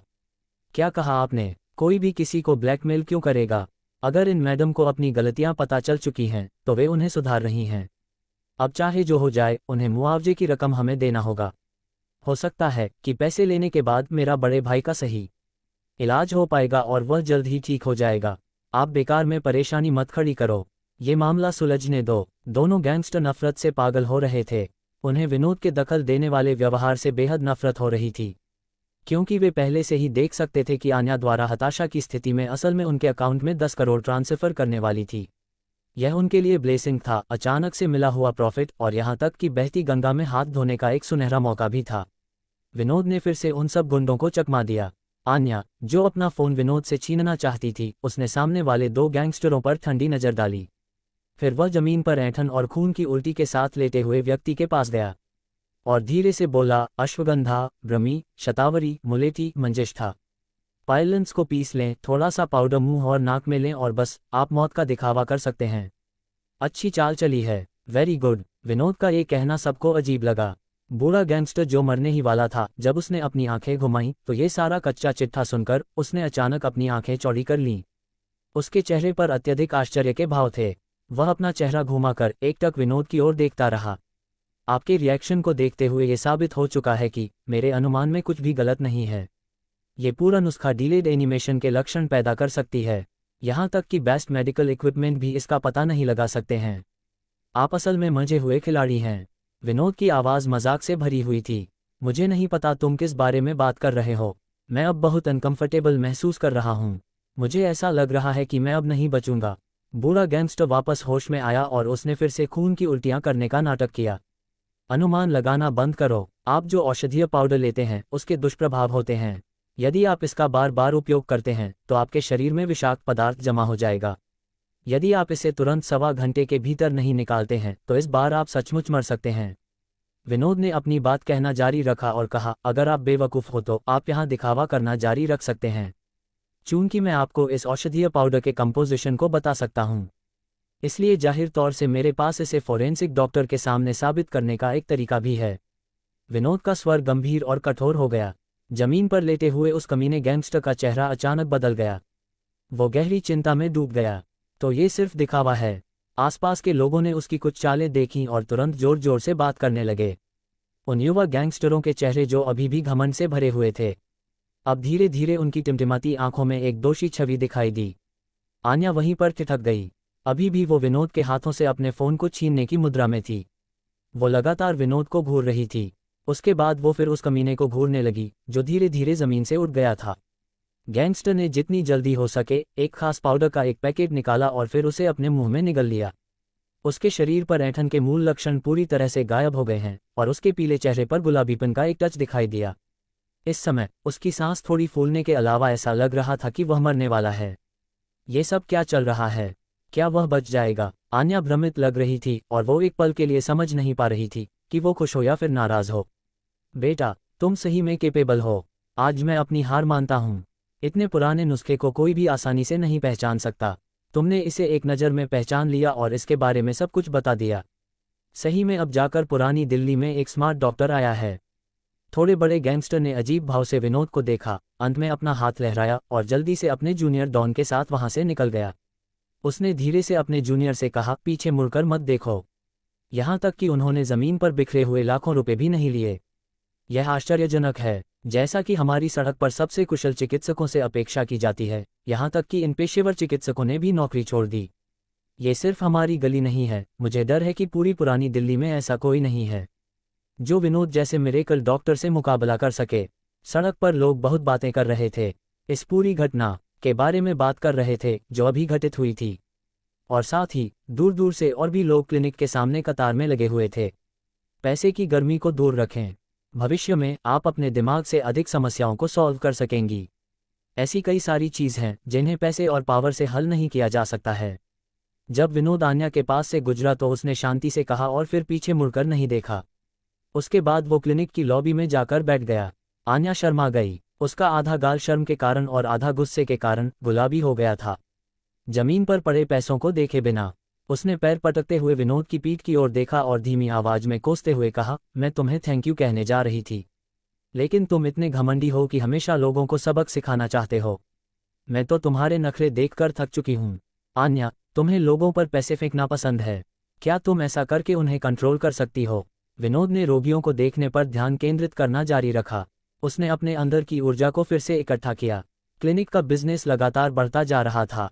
भले ही विनोद के रोगियों को देखने की स्पीड में सुधार हुआ है, लेकिन उसके लिए अकेले ये सब मैनेज करना अभी भी मुश्किल है। विनोद के हिसाब से मिस्टर सक्सेना की बेटी आन्या, जिसने इंटर्नशिप के लिए पैसे भरे थे, उसने अपने बाप के पैसे पूरी तरह से बर्बाद कर दिए थे। उसने कहा, मैं तुम्हारे लिए कुछ नहीं कर सकता हूँ, मैं तुम्हें धन का खाना भी नहीं दे सकता हूँ, और सबसे ज़्यादा ज़रूरी बात यह है कि मेरा स्वभाव बेहद खराब है। यहाँ पर मरीज भी कुछ अजीब तरीके के आते हैं। आए दिन मरीजों से हमारी नोकझोंक होती रहती है। शुक्र है कि रश्मि इस क्लिनिक में रहती है, वो यहाँ सबके बीच में तालमेल बैठाती है, नहीं तो क्लिनिक में अव्यवस्था हो जाती। जैसे जैसे शाम हो गई, क्लिनिक में मरीजों की संख्या धीरे धीरे कम होती गई। विनोद ने अपने शरीर में सांस को बैलेंस्ड किया, फिर रश्मि से कहा, अब बाकी बचे मरीजों को कल आने के लिए कह दो। इसी समय आन्या बोरियत से उबासी लेते हुए आगे बढ़ी और उसने कहा, मैं एक ज़रूरी काम से बाहर जा रही हूँ। विनोद उससे बात करने में बिल्कुल भी इंटरेस्टेड नहीं था। उसने अकेले ही बचे हुए कुछ मरीजों का चेकअप किया, फिर रश्मि से मिलने उसके डेस्क पर चला गया। विनोद को इसकी परवाह नहीं कि आज उन लोगों ने कितना कमाया। वह जानता था कि रश्मि पैसे के पीछे पागल थी, वो हिसाब कर लेगी। लेकिन विनोद को मालूम था कि रश्मि एक ईमानदार इंसान है और वो पैसे के मामले में कभी भी विनोद को धोखा नहीं देगी। इसीलिए बिना हिसाब किताब किए हुए विनोद सीधे अपनी गाड़ी की ओर चला गया। जैसे ही वो अपनी कार का दरवाज़ा खोलने के लिए पार्किंग में गया, और जब उसकी कार ओपन हुई कि तभी एक इंसान अचानक पीछे से उसकी ओर आया, और उसने आव देखा न ताव, वो तुरंत विनोद की गाड़ी के अंदर बैठ गया। आन्या, तुम ये क्या कर रही हो? विनोद ने तुरंत उस इंसान को पहचान लिया और उसे तुरंत रोकना भी चाहा। हालांकि आन्या बहुत तेजी से को ड्राइवर सीट पर जाकर बैठ गई। अपने चेहरे पर एक विकेट स्माइल के साथ उसने दरवाज़ा बंद कर लिया। विनोद, तुमने आज सुबह मेरी कार तोड़ दी और अब मुझे एक ज़रूरी काम से एक जगह जाना है, इसीलिए तुम्हें मुझे वहां ड्रॉप करना होगा, आन्या ने कहा। विनोद का चेहरा गुस्से से तमतमा उठा। उसने त्योरियां चढ़ाते हुए कहा, क्या ऐसा हो सकता है कि तुम 91 चौका देने वाला दृश्य। विनोद ने कहा, क्या ऐसा हो सकता है कि तुम अभी भी मुझे उस सुबह वाले मामले को लेकर जीवन भर धमकाने की योजना बना रही हो? हालांकि मैं मानता हूं कि आपकी कार में जो गड़बड़ी हुई है उसका मुझसे कुछ लेना देना है, लेकिन ये मत भूलो कि मैंने तुम्हें मेडिसिन प्रैक्टिस करने के लिए एक बहुत बड़ा प्लेटफॉर्म दिया है। तुम्हें अपने क्लिनिक में प्रैक्टिस करने का भरपूर मौका दिया है। इसके अलावा आप अपने बॉडीगार्ड्स को किसी भी समय कार से आपको पिकअप करने के लिए कह सकती हैं। आप मेरा समय बर्बाद मत करो। आन्या ने अपनी खूबसूरत बड़ी बड़ी आंखें झपकाईं और तुरंत जवाब दिया, चिंता मत करो, मैं तुम्हारे हिट एंड रन के मामले को कभी आगे नहीं बढ़ाऊंगी। आखिर तुमने आज मेरी मदद की है। मैं आन्या सक्सेना हूँ, मैं हमेशा हर काम सही और लीगल तरीके से करती हूँ। आन्या को लीगल शब्द कहते सुनकर विनोद बस हंसना चाहता था। विनोद ने अपने मन में कहा, ये लड़की घमंडी और दबंग है, और ये शायद कभी नहीं सुधरेगी। आन्या, तुम अभी भी मेरी कार में क्यों बैठी हुई हो? तुम मेरी गाड़ी से नीचे उतरो, मैं तुम्हारे लिए टैक्सी बुक कर दूंगा। विनोद पहले से ही बहुत इम्पेशेंट हो रहा था। उसने अपने मन में कहा, मैं बस जल्द से जल्द इस महिला से छुटकारा पाना चाहता हूँ। आखिर सेजल को मेरी ज़रूरत है। वो बेचारी अकेले अभी भी सोसाइटी में इमूवेबल प्रॉपर्टी खरीद रही होगी, इसलिए मुझे उसके पास जल्द से जल्द पहुंचना होगा। आप लोगों का दुख क्यों नहीं समझते हो? आप मुझे शहर के बाहर एक जगह ले चलो, मैं आपको अभी के अभी वहां का एड्रेस बताती हूँ। जब आप मुझे वहां पहुंचा दोगे तो आप अपने रास्ते चले जाना और मैं अपने रास्ते निकल जाऊंगी। मैं आपको फिर कभी परेशान नहीं करूंगी। प्लीज़ विनोद, बात को समझो, आन्या ने दृढ़ता से कहा, और उसका इरादा विनोद को मना करने का कोई मौका देने का नहीं था। विनोद ने अपने दांत पीस लिए। आखिरकार उसे कार में आन्या को बैठने देना पड़ा। उतरे हुए चेहरे के साथ उसने कार स्टार्ट की, फिर एक्सीलेटर दबाया और पार्किंग से बाहर निकल गया। मैंने सुना है कि आप एक घर जमाई हैं। मैं इस बारे में ज़्यादा कुछ पता नहीं लगा सकी। आपके मेडिकल स्किल्स बहुत अच्छे हैं और आप बुरे इंसान नहीं लगते हैं। जब आप छोटे थे तो आप रात का खाना कहाँ खाते थे? आन्या के पास कहने को कुछ नहीं था, लेकिन उसने हर वो बात कही जो विनोद के दिल को छू गई। विनोद और भी सीरियस हो गया। वह जानता था कि आन्या ने ये सारी बातें रश्मि से सुननी चाहिए थी, लेकिन विनोद के बारे में इन्फॉर्मेशन हासिल करने के लिए रश्मि ने आन्या से यही कहा था कि उसके बारे में उसी से पूछताछ करे। ये सब जानकर भी विनोद कुछ नहीं बोला। आन्या और अधिक उत्साहित हो गई। उसने बस कार के दरवाजे के सामने झुककर विनोद को घूरते हुए एक और सवाल किया, आपकी कार आपकी वाइफ ने खरीदी होगी, है ना? क्या आप दोनों के बीच रिलेशनशिप बहुत अच्छे नहीं हैं? नहीं तो आप इतने खराब कपड़े क्यों पहनते? क्या आपके क्लिनिक में आपकी पत्नी ने इन्वेस्ट किया है? विनोद को लगा कि उसके दिमाग में हलचल हो रही है और कुछ ही पलों में उसका दिमाग उबलकर फटने वाला है। ये देखकर कि आन्या इधर उधर की बातें बड़बड़ा रही थी, उसने एक्सीलेटर पर कसकर पैर दबाया ही था कि आन्या ने कुछ दिल को छूने वाली बात कही, और वो लगातार विनोद पर सवालों की बौछार करती रही। विनोद ने अपनी मेबैक की स्पीड की प्रदर्शन का पूरा इस्तेमाल किया। सड़क पर ज्यादा गाड़ियां नहीं थीं। अपनी सटीक कैलकुलेशन की कैपेबिलिटी पर भरोसा करते हुए विनोद को लगा कि वह आगे बढ़ जाएगा, लेकिन ऐसा नहीं हुआ। सीधी सड़क पर वह वास्तव में ड्रिफ्ट और फ्लिक खेलता हुआ ड्राइव कर रहा था। शुरुआत में आन्या शांत थी और वो विनोद के ड्रैग रेसिंग स्किल पर गंभीरता से कमेंट कर रही थी, लेकिन जैसे जैसे कार की स्पीड तेज होती गई और विनोद की ड्राइविंग पागलों वाली स्पीड तक पहुंच गई, तब आन्या फाइनली खुद को नहीं रोक सकी। आन्या ने बुदबुदाते हुए कहा, विनोद, तुम्हें इतनी तेज ड्राइविंग करने की ज़रूरत नहीं है, तुम्हारे पास काफ़ी टाइम है। बोलते बोलते आन्या ने सीट बेल्ट से खुद को कसकर बांध लिया। विनोद ने इस पर ध्यान नहीं दिया और पागलों की तरह गाड़ी को वो कंट्रोल करने की कोशिश करता रहा। वो लगातार ट्रैफिक में काफ़ी स्पीड में आगे बढ़ता रहा। सिर्फ यही नहीं, शहर से बाहर निकलने के बाद उसकी गाड़ी की स्पीड और तेज़ हो गई। आन्या ने आज्ञाकारी ढंग से अपना मुंह बंद कर लिया, या ये कहा जा सकता है कि वह अब कुछ भी नहीं बोल सकती थी, क्योंकि उसे डर था कि अगर उसने अपना मुंह खोला तो वो दोपहर में खाए गए फल और कॉफ़ी को उगल देगी। शहर के बाहर वो जगह कहाँ है? शहर के बाहर के खाली माहौल को देखते हुए विनोद ने मस्ती में पूछा। आन्या का पीला चेहरा देखकर विनोद को थोड़ा बेहतर महसूस हुआ। वो उसे एक सबक सिखाना चाहता था। आन्या ने अपना मुंह ढक लिया और वेस्ट डायरेक्शन की ओर इशारा किया। जल्द ही विनोद एक पुरानी फैक्ट्री की इमारत के सामने पहुंचा और उसने पाया कि फैक्ट्री की इमारत के बाहर कई कारें खड़ी थीं। इसके अलावा इनमें से सारी कारें कई करोड़ की थीं। इन कारों की तुलना में विनोद की अपनी मेबैक कार बेकार लग रही थी। विनोद ने भौहें सिकोड़ लीं, कार को बहुत दूर रोक दिया और अचानक ये महसूस किया कि चीज़ें इतनी आसान नहीं थीं जितना आन्या ने कहा था। जैसे ही विनोद ने कार रोकी, आन्या ने जितनी जल्दी हो सके अपनी सीट बेल्ट खोली, फिर दरवाज़ा खोला और वो झुक गई और वही उल्टी करने लगी। विनोद ने चेहरे पर थोड़ी अधीरता दिखाई और कहा, गाड़ी से बाहर निकलो, मैंने तुम्हें तुम्हारी मंजिल पर पहुंचा दिया है। आन्या का चेहरा नेगेटिव रिएक्शन की वजह से थोड़ा भद्दा हो गया, लेकिन वह किसी तरह से अपने गुस्से पर काबू रखते हुए कार से बाहर निकल गई। ऐसा दृश्य देखकर विनोद ने आखिरकार राहत की सांस ली। सही और गलत के मामले को छोड़ उसने सबसे पहले आन्या द्वारा कार का दरवाजा बंद करने का इंतजार किया। हालांकि इसी समय एक मोटरसाइकिल, जो एक हायाबुसा बाइक थी, अचानक तेज आवाज के साथ विनोद के सामने से गुजरी। बाद में छोटी स्कर्ट में सेक्सी और चुलबुली छवि वाली एक महिला मोटरसाइकिल की पिछली सीट से कूदकर नीचे उतरी। उस महिला ने विनोद पर एक नज़र डाली, फिर आन्या की ओर चली गई, जो अभी अभी उल्टी करके सीधी खड़ी हुई थी। उसका चेहरा अभी भी बदरंग था। उसने व्यंग्यपूर्वक कहा, मिस सक्सेना, आपको क्या हो गया है? आपने आज तक आपकी स्पोर्ट्स कार से कम कीमत वाली कोई भी कार नहीं चलाई है। आपके स्टेट्स के हिसाब से इतनी कम कीमत वाली कार में सवारी करना अपनी औकात में थोड़ी गिरावट करना है। तो अब ऐसा क्या हुआ कि आपको एक फटीचर कार में यहाँ आना पड़ा? आन्या ने भौहें सिकोड़ लीं, उसे घूरकर देखा और बिना कोई कमजोरी दिखाए जवाब दिया, अंजलि गर्ग, क्या तुम जैसी 2 टके की लड़की मेरा मजाक उड़ाएगी? कौन नहीं जानता कि तुम एक कुतिया हो जो नाइट क्लब में काम करके अमीरों के तलवे चाटती है। मिस सक्सेना ने जब ये बात की तो असल में उसके दिल की बात खुलकर सामने आ गई, और उसने जानबूझकर कहने के लिए सबसे बुरी बात ही चुनी। सामने वाली सेक्सी और अट्रैक्टिव महिला तुरंत चिढ़ गई और फिर बोली, बकवास मत करो, मैंने भी एक बहुत फेमस यूनिवर्सिटी से ग्रेजुएशन किया है। ऐसा नहीं है कि हम पैसे खर्च करने के बाद भी ग्रेजुएट नहीं हो सकते, और ना ही ऐसा है कि अगर हम गरीब हैं तो अच्छे स्कूल में अपने पैर नहीं जमा सकते हैं। और आपने अमीर होने के बावजूद कौन से झंडे गाड़ दिए हैं? आखिर में आप सिर्फ एक मेडिकल यूनिवर्सिटी में ही जा सकी हूँ। इसमें बिग डील वाली कोई बात नहीं है। उस सेक्सी महिला ने अपनी बात बोलना जारी रखा और कहा, कहीं ऐसा तो नहीं कि आप एक सुंदर, कैपेबल और अमीर प्रेमी ढूंढने के मामले में मुझसे हार गई हो? शायद इसीलिए आप मुझसे जलन करती हो। मुझे डर है कि आप जैसी तेज तर्रार यंग औरत अपने लिए एक हाउस हस्बैंड भी नहीं ढूंढ पाएगी। दोनों महिलाएं एक दूसरे से लड़ने लगी और उनमें से कोई भी एक दूसरे के सामने झुकना नहीं चाहती थी। माहौल और अधिक स्ट्रेसफुल हो गया था। विनोद उदास हो गया और उसने लापरवाही से 2 बार हॉर्न दबाया और उसने सामने वाले ग्रॉपई रेसर को जल्दी से निकलने के लिए रिक्वेस्ट की।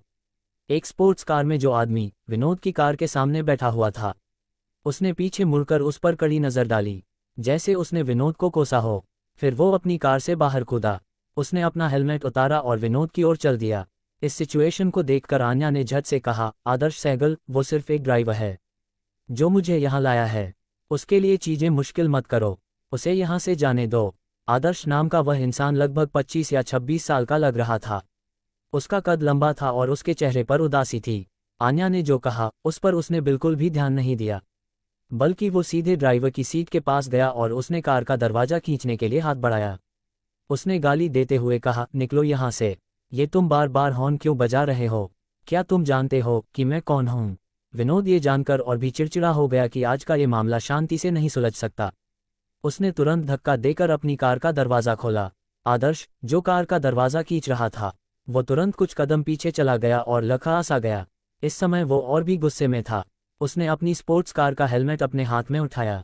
फिर उसने उसे विनोद के सिर पर दे मारा, जो अभी अभी कार से उतरा था। हमला खतरनाक था। ऐसा करते हुए उसे बिल्कुल भी विनोद पर दया नहीं आई। आन्या डर के मारे चिल्लाई और उसने तुरंत अपनी आंखें बंद कर लीं। इसके बाद एक तेज धमाके की आवाज़ सुनाई दी, जैसे कि कुछ टूट गया हो। बेचारा विनोद, सब कुछ खत्म हो गया। विनोद, तुम्हें क्या लगा कि तुम किस पर हॉर्न बजा रहे थे? कौन नहीं जानता कि आदर्श एक पागल है। बेकार में तुम उसके शिकार बन गए। कितने अफसोस की बात है। आन्या ने धीरे धीरे अपने हाथ अपने चेहरे से हटाए। हालांकि उसके सामने का दृश्य बिल्कुल चौंका देने वाला था। 92 बॉयफ्रेंड विनोद को न तो पीटा गया और न ही उसे चोट लगी थी। वह चेहरे पर शांत भाव के साथ वहां पर मजबूती से खड़ा रहा। इसके विपरीत आदर्श, जो विपरीत दिशा से कुछ कदम की दूरी पर खड़ा था, उसका चेहरा बहुत बदसूरत हो चुका था। कुछ ही दूरी पर जमीन पर एक स्पोर्ट्स कार का हेलमेट पड़ा था, जो डिसफिगर हो चुका था और उसका आधा हिस्सा टूट गया था। आदर्श ने कभी उम्मीद नहीं की थी कि जो ड्राइवर आन्या को लेकर आया था, वह उसका विरोध करने की हिम्मत करेगा। उसका बहुत अच्छा दिखने वाला हेलमेट, जो कि 2 लाख रुपए से अधिक मूल्य का था। विनोद के एक पंच से उसका वो हेलमेट टूट चुका था। उसने धीरे से कहा, आपको पता होना चाहिए कि भले ही आप इस कॉस्टली हेलमेट को हथौड़े से मारें, लेकिन यह इस तरह डिस्ट्रॉय नहीं हो सकता है। इस समय अपने दांत पीसते हुए वह फिर से विनोद के पास आया, अपनी मुट्ठियां बंद की और जोर से कोसते हुए कहा, गॉड डैम इट, तुमने मेरे लिमिटेड एडिशन हेलमेट को बर्बाद कर दिया। अगर आज मैंने तुम्हारी कुत्ते जैसी टांगें नहीं तोड़ी तो मैं आदर्श तेजी से विनोद के सामने पहुंचा, उसे कोसा और फिर उसे मुक्का मारकर बाहर निकल गया। आदर्श ने अपनी ट्रेनिंग के लिए कई एक इंटरनेशनल कोच को इनवाइट किया था। वह पुरानी दिल्ली के अमीर शकल में अपनी कठोर मुट्ठी और पैरों के लिए भी फेमस था। उसके जैसे पागल को भड़काने की हिम्मत लगभग कोई भी नहीं कर सकता। अब विनोद द्वारा आदर्श की बांह को आसानी से मोड़ दिया गया। हालांकि उसकी हड्डी नहीं टूटी थी, लेकिन उसके जॉइंट उखड़ जाने की वजह से उसे बहुत ज़्यादा दर्द हो रहा था, जिसकी वजह से आदर्श लगातार चिल्ला रहा था और उसका शरीर जोर जोर से कांपने लगा। ओह वाह, मुझे विश्वास नहीं हो रहा। विनोद, तुम सही में कराटे कर सकते हो। आन्या अपने सामने के दृश्य को शॉक्ड होकर देखती रही और उसके चेहरे से टेंशन एक पल में गायब हो गई। अब उसके चेहरे पर खुशी दिख रही थी। आपने आदर्श सर को मारने की हिम्मत कैसे की? क्या एक बदबूदार ड्राइवर के लिए दुनिया को उलट देना पॉसिबल हो सकता है? अंजलि बगल से गुस्से से चिल्लाए। अपने चेहरे पर तिरस्कारपूर्ण भाव के साथ विनोद लापरवाही से आगे बढ़ गया और आदर्श तुरंत चिल्लाते हुए जमीन पर गिर गया। उसकी बाहें अभी भी मुड़ी हुई और विकृत मुद्रा में थीं और दर्द के कारण उसका चेहरा बेहद अजीब सा हो गया था। इस समय अन्य लोग जो दूर खड़े होकर बात कर रहे थे, उन्होंने पहले ही इस हलचल को सुन लिया था। वे जल्दी से आगे आए। पुरुष और महिला दोनों अच्छे कपड़े पहने हुए थे और सबसे बुजुर्ग की उम्र 30 साल से अधिक नहीं थी। जाहिर तौर पर यह पुरानी दिल्ली के दूसरी पीढ़ी के अमीर लोगों का ग्रुप था और आन्या भी इसी शकल का हिस्सा थी। हमारे आदर्श सर को क्या हो गया है? आपने हमेशा हमारे फ्रेंड सर्कल में दूसरों को हराया है, आज आप किसी से कैसे हार गए? किसी ने जमीन पर लेटे हुए आदर्श को देखा और तुरंत उसे छेड़ना शुरू कर दिया। कुछ लोगों ने एक्साइटेड होकर विनोद की ओर देखा, क्योंकि भले ही वे अभी बहुत दूर खड़े थे, फिर भी वे स्पष्ट रूप से देख सकते थे कि विनोद ने कई वर्षों तक कराटे की प्रैक्टिस करने वाले आदर्श को कुछ पलों में हरा दिया। हो सकता है कि इसे मारना कोई बड़ी बात न हो, लेकिन एक ड्राइवर के रूप में सहगल परिवार के बेटे से टक्कर लेने की हिम्मत करना वहां खड़े हुए लोगों के लिए थोड़ी असामान्य बात थी। आदर्श को पहले से ही अंजलि ने सहारा देकर जमीन से उठा लिया था। इस समय वो अपने एक हाथ को सहला रहा था और दांत पीसते हुए विनोद को देख रहा था। उसने अपने मुंह में कटु स्वर से कोसा और कहा, अरे तुम आज यहाँ से जिंदा नहीं जाओगे। आज आन्या भी हमारे बीच है। हमारे बीच का इस तरह का ये गेट टुगेदर सीक्रेट रहता है। ड्राइवरों और बॉडीगार्ड्स को यहाँ आने की बिल्कुल भी परमिशन नहीं है। उसने आन्या पर चिल्लाते हुए कहा, आपने रूल्स का खुला वायलेशन किया है और आपको इसकी सजा दी जानी चाहिए। विनोद ने आदर्श की धमकी पर ज्यादा ध्यान नहीं दिया, वह सिर्फ रास्ता साफ करके गाड़ी भगाना चाहता था। उसने मन में कहा, अगर फिर भी कोई मुझे रोकना चाहेगा तो मैं अपनी मुट्ठी का इस्तेमाल करके उसे सबक सिखाऊंगा। विनोद की नज़र में ये सारे अमीर लोग बस एक कचरे की तरह थे। उसने धीरे से कहा, हालांकि कोई भी समस्या जिसे चुटकियों में हल किया जा सकता है उसे समस्या नहीं माना जाता है। इस समय आन्या लापरवाह और गंभीर लग रही थी। वो तुरंत विनोद की तरफ बढ़ गई। उसने सीधे विनोद की बाँह पकड़ ली। फिर विनोद की आश्चर्यचकित निगाहों के सामने उसने अपना सिर उसके कंधे पर रख दिया। इस तरह का व्यवहार बेहद इंटीमेट था। ये साफ तौर पर लव बर्ड्स के बीच के रिश्ते जैसे था। विनोद थोड़ा भ्रमित था। वहीं दूसरी ओर इस पूरे सीन को देखकर आदर्श और अंजलि के चेहरे पर भी अजीब से एक्सप्रेशन थे। आदर्श, जबान संभाल कर बात करो। पागल कुत्ते की तरह लोगों को मत काटो। आपको किसने बताया कि मैंने रूल्स का वायलेशन किया है? और किसने आपको बताया कि विनोद मेरा ड्राइवर है? आन्या ने धीरे से अपना चेहरा उठाया और उसका घमंड और एक अमीर महिला का टशन उसके चेहरे पर वापस आ गया। आप क्यों झूठ बोल रही हो? ये कैसे पॉसिबल है कि एक खराब कपड़े पहनने वाला गरीब आदमी आपका बॉयफ्रेंड है? अंजलि ने ठंडे स्वर में पूछा। मेरे बॉयफ्रेंड ने पुराने कपड़े पहने हैं तो क्या हुआ? मुझे अच्छी तरह से यह पता है कि हमारे बीच एक रूल है कि ड्राइवरों और बॉडीगार्डों को इस गैदरिंग में आने की परमिशन नहीं है। लेकिन विनोद मेरा बॉयफ्रेंड है और हमारे सर्कल में पार्टियों में दोस्तों को लाना माना नहीं है। आप नंबर 1 नाइट क्लब पार्टी में शामिल होने के काबिल नहीं हैं क्योंकि आपने आदर्श से पंगा लिया है। सेक्सी लड़की ने कहा। अन्य ने तुरंत कहा, यहाँ खड़े सभी लोगों ने सब कुछ ध्यान से देखा है। ये आदर्श ही था जिसने पहली चाल चली। अब उसके कराटे स्किल्स विनोद की तरह अच्छे नहीं हैं, तो इसीलिए विनोद ने उसे जमीन पर गिरा दिया। अब इसमें आप विनोद को जिम्मेदार कैसे ठहरा सकते हैं? इन सारी बातों को सुनकर अंजलि और आदर्श इतने गुस्से में आ गए कि वे वही के वही बम फोड़ने को तैयार खड़े थे। आन्या, मुद्दे की बात से दूर जाने की कोशिश मत करो। विनोद नाम का ये बच्चा, चाहे आप इसके बारे में कुछ भी कहें, ये आपका बॉयफ्रेंड बनने के काबिल नहीं है। आदर्श ने दांत पीसते हुए गुस्से से कहा। वह महसूस कर सकता था कि आन्या द्वारा लाया गया विनोद नाम का लड़का करने में एक्सपर्ट था। आदर्श ने अपने मन में कहा, यह विनोद कम से कम उन लड़ाकू कराटे एक्सपर्ट के कंपैरिजन में बहुत ज़्यादा स्ट्रांग है जिन्हें मैंने इनवाइट किया था। इसलिए आदर्श को यह विश्वास करने में कोई संकोच नहीं हुआ कि विनोद ही आन्या द्वारा इनवाइटेड एक कॉनमैन हो सकता था। उसने धीरे से कहा, अगर मैंने ये बात साबित कर दी तो इस आन्या को सबके सामने बेइज्जत करने का मुझे सुनहरा मौका मिलेगा। हो सकता है कि इन्हें सीधे इस शकल से बाहर कर दिया जाए। अगर ऐसा हुआ तो मजा आ जाएगा। आन्या आदर्श के सवाल से डरी नहीं। उसने विनोद की बाहों को और भी कसकर पकड़ लिया और उसे ऑलमोस्ट अपने सीने से लगा लिया। फिर उसने बड़े गर्व से कहा, आप किस काबिलियत की बात कर रहे हैं? विनोद अपने शरीर से एक बाल को भी बिना उफ किए हुए यूं ही निकाल सकता है, और वह आपसे 100 गुना ज्यादा पावरफुल है। क्या आपने इसका एक नमूना अभी नहीं देखा था? आपके किस बेसिस पर यहाँ चिल्ला रहे हो? आदर्श का चेहरा फिर से काला पड़ गया और उसने दांत पीसते हुए कहा, मैं बस गलती से उसकी कार के पास गया था। इसके अलावा हम जैसे अमीर लोग अगर हर जगह अपने पावर और अपनी काबिलियत का दिखावा करेंगे तो फिर मुझ में और इस सड़क के भिखारी में क्या फ़र्क रह जाएगा? मेरा मानना है कि आपके सक्सेना परिवार के लिए ये धोखेबाज आदमी आपके हाउस हस्बैंड बनने के लायक नहीं है। अंजलि ने भी आन्या को कॉपी किया। उसने आदर्श की बाँह को कसकर पकड़ा, फिर उसे अपने गले लगाया और उससे दो जिस्म एक जान वाले पोज में चिपक कर खड़ी हो गई। फिर उसने सेक्सी आवाज़ में कहा, आदर्श ठीक कह रहे हैं। तुम जिस फालतू इंसान के ऊपर इतना जम रही हो वो लड़ाई के अलावा बाकी सभी चीज़ों में बेकार है। इसके जैसे और भी लोग हैं जो लड़ना जानते हैं। आदर्श सिर्फ अपनी एक चुटकी बजाकर इस गरीब आदमी की तरह 18 करोड़ लोगों को यहाँ खड़ा कर सकते हैं। आदर्श ने आन्या से कहा, बात सिर्फ इतनी है कि मैं आज किसी को यहाँ नहीं लाया क्योंकि मैं तुम्हारे जितना बेशर्म नहीं हूँ। जो रूल्स जानते हैं लेकिन फिर भी जानबूझकर कानून तोड़ते हैं। अंजलि, अपना ये सेक्सी पोज दिखाना बंद करो। मुझे नहीं पता कि आदर्श के आसपास उसके बॉडीगार्ड्स हैं या नहीं, लेकिन आदर्श जैसा आदमी किसी भी समय बदल सकता है। खैर जो भी है, मेरे हिसाब से अब आदर्श कुछ दिनों तक कूद नहीं पाएंगे, उनकी इतनी बुरी तरह से पिटाई जो हुई है। आन्या ने अंजलि और आदर्श को जमकर खरी खोटी सुनाई। विपरीत दिशा में खड़ी अंजलि गुस्से के मारे फटने वाली थी।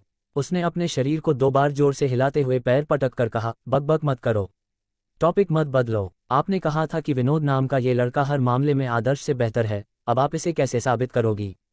यदि आप इसे साबित नहीं कर सकती हैं तो वो एक बॉडीगार्ड और एक बदबूदार ड्राइवर माना जाएगा, जिसका मतलब ये होगा कि आपने मिस सक्सेना रूल्स को तोड़ा है और आपको इस ग्रुप के सभी मेंबर्स की पनिशमेंट को मानना होगा। नहीं तो आप हमारा ये शकल छोड़ दो और हमेशा के लिए हम सबसे अलग हो जाओ।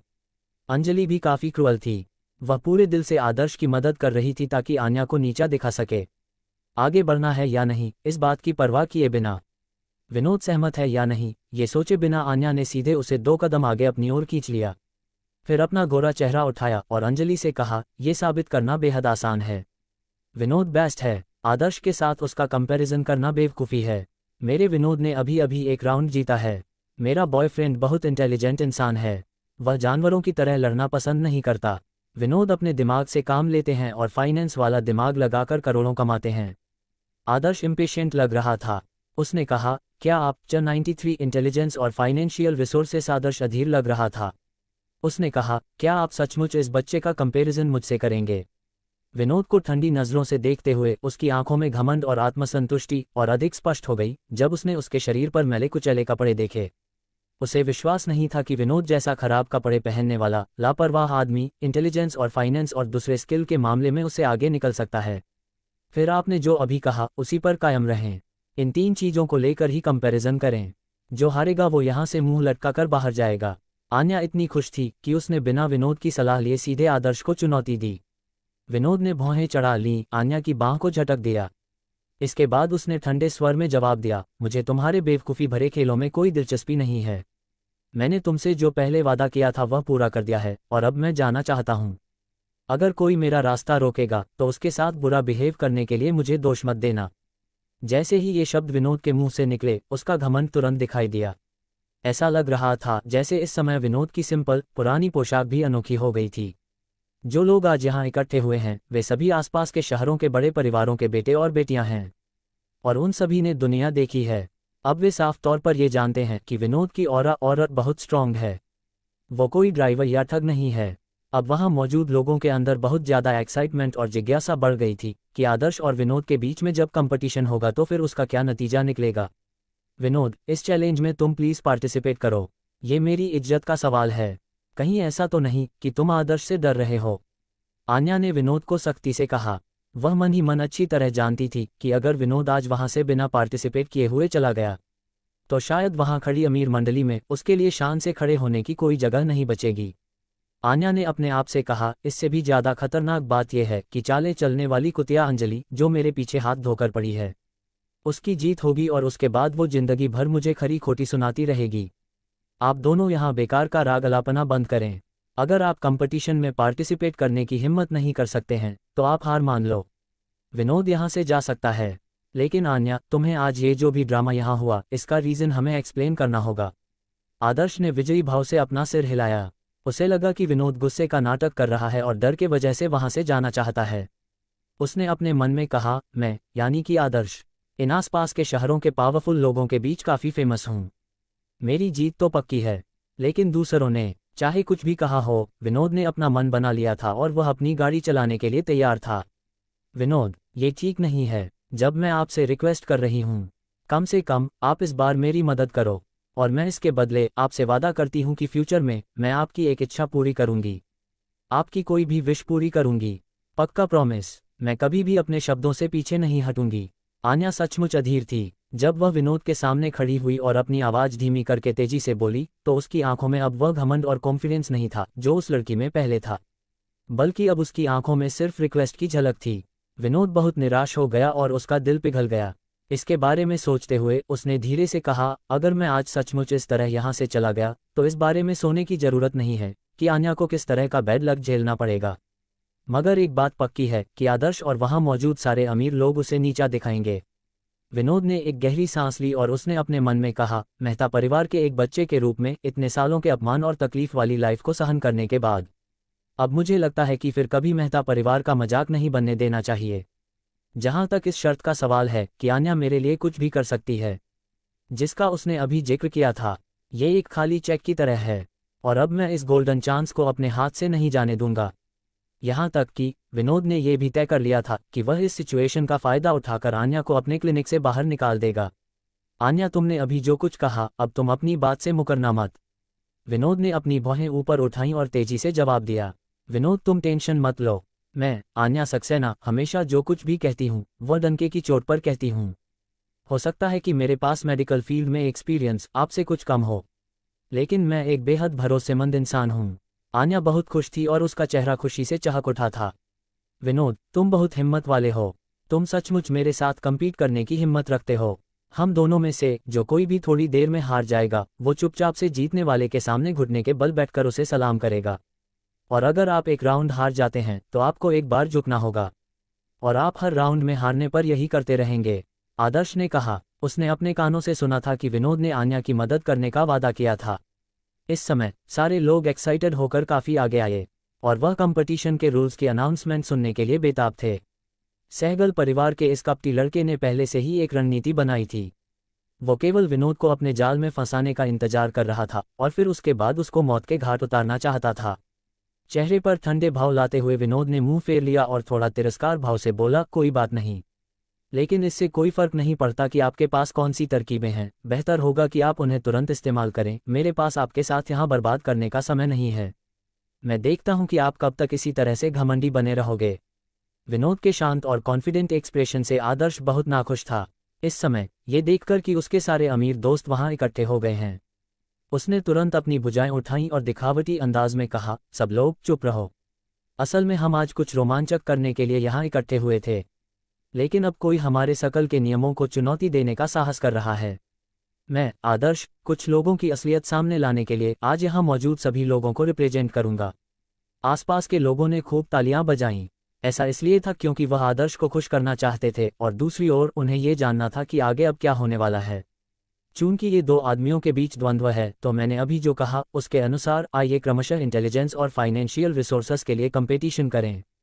हम सब जानते हैं कि लोगों से निपटने में ये सबसे बेस्ट तरीका है।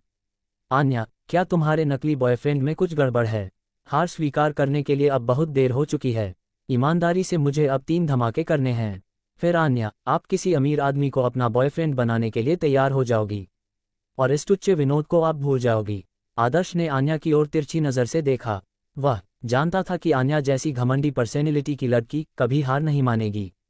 आदर्श ने धीरे से कहा, तो कहने का मतलब यह है कि जानबूझकर आक्रामक पद्धति का यूज करना पड़ेगा ताकि विनोद के हारने के बाद आन्या यहां से हार कर जाने के लिए मजबूर हो जाए। आन्या ने असल में उसकी आंखों में चालबाजी देखी और वो कुछ कहना चाहती थी, लेकिन विनोद ने उसे रोक दिया। लंबे समय तक मैं किसी भी बकवास सुनने का आदी नहीं हूं। आदर्श, तुम जल्द से जल्द सारे रूल्स के बारे में बताओ और कंपटीशन शुरू करो। विनोद ने अधीरता से कहा, आज मैं तुम्हें जी भरकर हराऊंगा। आदर्श ने दांत पीसकर धीरे से कोसा। फिर उसने अपना चेहरा उठाया और सिर हिलाते हुए कहा, पहली प्रतियोगिता बहुत आसान है। ये IQ वाला राउंड आपके हिसाब से रखा गया है। याददाश्त और कैलकुलेशन की कैपेबिलिटी के मामले में आप जो चाहें चुन सकते हैं। जिसकी कैपेबिलिटी ज़्यादा होगी वो जीतेगा। हारने वाले को घुटने टेककर अपने कंपीटिटर के सामने झुकना होगा। हम दोनों में से जो कोई धोखा देगा वो एक जानवर माना जाएगा। मैं पहले मेमोरी गेम को चुन रहा हूँ। इस गेम के क्या रूल्स हैं? विनोद काम से निकलने की जल्दी में लग रहा था। वो बहुत तेजी से बोल रहा था, उसके चेहरे पर इम्पेशेंट एक्सप्रेशन थे। लगता है आप मौत की तलाश में हो। आप असल में हमारे आदर्श के बेस्ट स्किल वाली फील्ड में उसे चैलेंज कर रहे हो। आपके ओवर कॉन्फिडेंस की दाद देनी पड़ेगी। अब तो आपकी हार पक्की है, तो जल्द से जल्द आप अपने घुटने के बल बैठकर हमें सलाम करने के लिए तैयार हो जाओ। विनोद की पसंद सुनने के बाद अंजलि तुरंत एक्साइटेड हो गई। आदर्श भी बहुत घमंडी इंसान है, उसे भी अपनी जीत साफ दिखाई दे रही थी और उसने खुशी के मारे अंजलि की कमर हल्की सी दबा दी। अंजलि तुरंत जोर से चिल्लाई, जिससे लोगों के रोंगटे खड़े हो गए। आन्या का मूड पहले जैसा अच्छा नहीं था और अब उसके जॉयफुल चेहरे पर थोड़ी चिंता थी। अचानक उसने अपनी मुट्ठियां भींच लीं और फुसफुसाई, ये सारा कंपटीशन यहीं खत्म हो गया। मैं भूल गई थी कि आदर्श एक कमीना है, जिसे एक्सीलेंट स्किल वाले बच्चे के रूप में जाना जाता है। वह बचपन से ही 10 चीज़ों में बेस्ट है, और उसके पास फोटोग्राफिक मेमोरी भी है। उसकी तुलना में विनोद पक्का हार जाएगा। विनोद ने आन्या की बातों को स्पष्ट रूप से सुना और फिर मूर्ख की तरह उसकी ओर देखा। उसे ऐसा महसूस होता है जैसे आन्या एक बहुत बड़ी बेवकूफ़ इंसान है। ये मेरी जगह है और मैं यहाँ बहुत ज़्यादा कंफर्टेबल हूँ। आज के पहले गेम के खास रूल आप तय कर लो। जब तक यह मेमोरी से रिलेटेड है तब तक मुझे कोई समस्या नहीं है। नंबर, फोटोज, दृश्यों या दूसरी जानकारी को याद रखते हुए आप जो चाहें वो चुन सकते हैं। आदर्श अपना सिर थोड़ा थोड़ा हिला रहा था। उसने मन में कहा, गधा हमेशा गधा ही रहेगा, चाहे उसके ऊपर घोड़े की छाल क्यों ना पहना दी जाए। और ये विनोद एक नंबर का गधा है। घमंडी आदर्श की ओर देखते हुए विनोद ने अपनी भौहें उठाईं, फिर सीधे नीचे झुका और पास की घास में से मुट्ठी भर घास की पत्तियां उठा लीं। उसने रिलैक्स होकर कहा, यह एक छोटे बच्चे की सांस के समान छोटे छोटे बिंदुओं और पत्तियों वाला पौधा है। यदि आप आगे बढ़कर इसे पकड़ेंगे तो इसमें एक साथ कई सारे घने पौधे मिलेंगे। आदर्श ने कहा, क्या? 94 नहले पे दहला, घबराहट की वजह से आपके दिमाग में शॉर्ट सर्किट हो गया है। आदर्श ने देखा कि विनोद कितनी अजीब बातें कर रहा था। क्या आपने ये नहीं कहा था कि मैं रूल्स तय करूंगा? आपने ने ये भी कहा था कि आपकी मेमोरी आउटस्टैंडिंग है। विनोद ने अपने मेबैक की छत पर छोटे छोटे बिंदुओं की तरह दिखने वाले पौधों की पत्तियों को लापरवाही से फेंकते हुए कहा। इसके तुरंत बाद आदर्श को सवाल करने का कोई मौका दिए बिना उन्होंने धीरे से कहा, चलो पत्ते गिनने का एक सिंपल खेल खेलते हैं और देखते हैं कि कौन कम समय में सबसे तेजी से गिनती कर सकता है और सबसे सटीक रूप से इसे याद रख सकता है। ये क्या बेकार की बात है? क्या तुम मेरे साथ कोई चाल चल रहे हो या फिर तुम क्या मजाक कर रहे हो? तुम इतने अनगिनत पत्तों को कैसे गिन सकते हो? आदर्श हक्का बक्का रह गया और उसने कभी नहीं सोचा था कि विनोद ऐसे सिर चकराने वाले गेम की बात करेगा। दूसरी ओर विनोद कुछ बोला नहीं, बल्कि उसे उकसाने वाली हिकारत भरी नज़रों से देखने लगा। फिर उसने कहा, हरामजादे, अगर तुम सच में मुझसे बेहतर बनना चाहते हो तो बस मेरे साथ ये गेम खेलो। याद रखना, आपने अभी सिर्फ इतना कहा है कि जो भी टोटल काउंट जल्दी से बता देगा वही विजेता होगा, लेकिन आपने कोई और रूल्स नहीं बताए। आदर्श अचानक मंद स्वर में मुस्कुराया। फिर उसने जल्दी से अपना हाथ बढ़ाया और बड़ी संख्या में पौधों की पत्तियों को बार बार अपने सामने इकट्ठा किया। अपनी दृष्टि और मेमोरी के साथ वह कम समय में हर एक एक्शन की मदद से लाए गए पत्तों की सही तरीके से काउंटिंग कर रहा था। वह इसे अपनी फोटोग्राफिक मेमोरी में सेव कर रहा था। अंत में उसे सिर्फ फाइनल टोटल बताना था और इस मेथड से उसके द्वारा गिने गए पत्ते का एक ढेर जमा हो गया। विनोद को यह एहसास हुआ कि भले ही उसमें आदर्श की तरह फास्ट काउंटिंग करने की काबिलियत नहीं है और याद रखने की काबिलियत न हो, लेकिन आदर्श को जीतने का मौका कभी नहीं मिलेगा। आदर्श की आंखें लगभग थक चुकी थीं और वह हर समय अपने हाथ हिला रहा था, जिससे वह बेहद घबराया हुआ लग रहा था। उसने धीरे से कहा, मेरे पास अपने माथे से पसीना पोंछने का भी समय नहीं है। वहीं दूसरी ओर विनोद, जो बहुत दूर नहीं था, आराम की स्थिति में था। आदर्श को इस सिचुएशन में देखना विनोद के लिए एक सकस देखने जैसा था। ये गेम खत्म हो चुका है। विनोद पक्का आदर्श से हार जाएगा। आन्या ने मन ही मन आह भरी, ये सोचकर कि भले ही विनोद मेडिकल फील्ड में अच्छा था, फिर भी आदर्श जैसे चालाक अमीर आदमी से ये कंपटीशन जीतना नामुमकिन है। लेकिन आन्या को ये उम्मीद नहीं थी कि आदर्श, जिसने पहले ही पत्तियों की आखिरी डाल को गिन लिया था और सटीक संख्या बताने ही वाला था, कि तभी विनोद ने अचानक धीरे से कहा, कुल 2069 पत्ते हैं। अगर आपने भी अपनी गिनती पूरी कर ली हो तो प्लीज़ अपना हाथ उठाएं। क्या? आदर्श की आंखों के सामने अंधेरा छा गया और उसने लगभग खून उगल दिया। उसने कई मिनट कड़ी मेहनत की, आंखों की पुतलियों से घूरते हुए और अपनी पूरी एनर्जी के साथ पत्तियों को गिनने के बावजूद उसने देखा कि उसका काम पूरा नहीं हो पाया। उसने धीरे से कहा, मुझे ऐसा कभी नहीं लगा कि विनोद बस यूं ही बगल से देखता रहेगा और इतनी आसानी से जवाब दे देगा। इससे भी बुरी बात यह है कि विनोद ने जो जवाब दिया वह बिल्कुल वही था जो मैंने इतनी सारी मेहनत करने के बाद कैलकुलेट करके सोचा था। क्या ये विनोद एक इंसान है या फिर एक रोबोट? आदर्श शॉक्ड रह गया और ठंडे भाव से विनोद की ओर देखता रहा। इसके बाद उसने जोर से अपना सिर हिलाया, ये सोचकर कि क्या हाल ही में बहुत लंबे समय तक बिस्तर पर रहने के कारण उसे हेल्यूसिनेशन हो रहा है। आन्या की चिढ़ाने वाली आवाज़ ने आदर्श को सीधे असलियत में वापस ला दिया। आदर्श सर, आप बहुत घबराए हुए लग रहे हैं। क्या ऐसा हो सकता है कि विनोद ने बिल्कुल सही जवाब दिया है इसीलिए आपके चेहरे का रंग उड़ गया है? आन्या एक स्मार्ट लड़की है जो विनोद के शांत एक्सप्रेशन को देखकर सब कुछ बता सकती है। और आदर्श, जो हमेशा घमंडी रहा है और उसका आईक्यू भी काफ़ी ज़्यादा है। उसे विनोद द्वारा कहे गए एग्जैक्ट नंबर को सुनने के बाद ऐसा लगा जैसे उस पर बिजली गिर गई हो। कोई भी समझदार व्यक्ति अनुमान लगा सकता था कि आदर्श के चेहरे के एक्सप्रेशन का क्या मतलब था। विनोद, आपका जवाब बिल्कुल सही है। आन्या ने देखा कि आदर्श चुप है और उसने तुरंत उत्साह से विनोद का हाथ हिलाया। वह लगातार विनोद की बधाई करती रही। विनोद, तुम ग्रेट हो। मुझे तुमसे ये आशा नहीं थी कि तुम एक प्रोडिजी बचपन से बेहद इंटेलिजेंट निकलोगे। बस एक मुट्ठी पत्तों को अपने हाथों में पकड़ा, उस पर नजर डाली और सीधे उन सारे पत्तों की सही टोटल संख्या बता दी। आदर्श को हराना क्या इतना आसान था? विनोद, आपका लोहा मानना पड़ेगा। आन्या स्पष्ट रूप से जानबूझकर आदर्श से नाराज थी। अब आदर्श को मिस सक्सेना से हुए ढेरों नुकसान का सीधा एहसास भी हुआ। आदर्श का रंग और भी बदसूरत हो गया और कुछ देर तक उसे समझ नहीं आया कि वो क्या कहे। दी आदर्श, विनोद ने पक्का हमें बेवकूफ़ बनाया है। निराश न हो, हमें आने वाले अन्य कंपटीशन पर ध्यान देना है। अंजलि को पता चला कि आदर्श की हालत ठीक नहीं है तो उसने तुरंत धीमी आवाज में उसे मना लिया। तुम लोग सचमुच बेशर्म हो। तुम हार चुके हो तो तुम्हें अपनी हार मान लेनी चाहिए। फालतू के बहानों की तलाश मत करो। और एक बात, तुम लोगों ने कुछ ऐसा कहा था जिसे मैं अब दोहराने जा रही हूँ। हारने वाले को विजेता के सामने घुटनों के बल बैठकर झुकना पड़ेगा है। आन्या ने अंजलि को घृणा की दृष्टि से देखा और उसे चिढ़ाना और उसका मजाक उड़ाना जारी रखा। एक पल में आदर्श का चेहरा काला पड़ गया। उसके लिए घुटने टेककर खराब कपड़े पहने हुए विनोद से माफी मांगना बिल्कुल नामुमकिन बात थी। अपनी आंखें घुमाते हुए उसने दांत पीसते हुए कहा, मैं असल में सुबह होने का इंतजार नहीं कर सकता। हमने तय किया था कि आज यहाँ 3 गेम का मैच होगा। हमने अभी एक गेम खत्म किया है। आप लोग गलती से जीत गए हो, इसमें गर्व करने की क्या बात है? 3 गेम खत्म होने के बाद हम विजेता और हारने वाले के हिसाब से ये तय करेंगे कि कौन घुटने टेकेगा और झुकेगा। ये सही है। आदर्श सर सही कह रहे हैं। आप इतना ज्यादा मत उछलो, अभी तो 2 खेल बाकी हैं। अंजलि चिल्लाई। आन्या उन दोनों के साथ बहस करना चाहती थी लेकिन विनोद ने उसे रोक दिया। ठीक है, अब बातें कम और काम ज्यादा करना चाहिए। बचे हुए 2 गेम्स को भी खत्म कर लेते हैं, विनोद ने तिरस्कारपूर्ण स्वर में कहा। विनोद, आप आगे आइए। अब हम एक दूसरे के फाइनेंशियल रिसोर्सेस की तुलना करेंगे, लेकिन मुझे ऐसा लगता है कि हमें इस कंपटीशन की ज़रूरत नहीं है। आपके जीतने का कोई चांस नहीं है। आदर्श के चेहरे पर वही घमंडी एक्सप्रेशन वापस आ गया। हालांकि पहले गेम में मिली हार से उसे झटका लगा। आदर्श को अगले 2 गेम विशेष रूप से उसके फेवर में दिख रहे थे। उसने धीरे से कहा, एक अमीर परिवार के मेंबर के रूप में मेरे हाथ में इतनी संपत्ति है कि आम लोग कई जन्मों तक उतना नहीं कमा सकेंगे।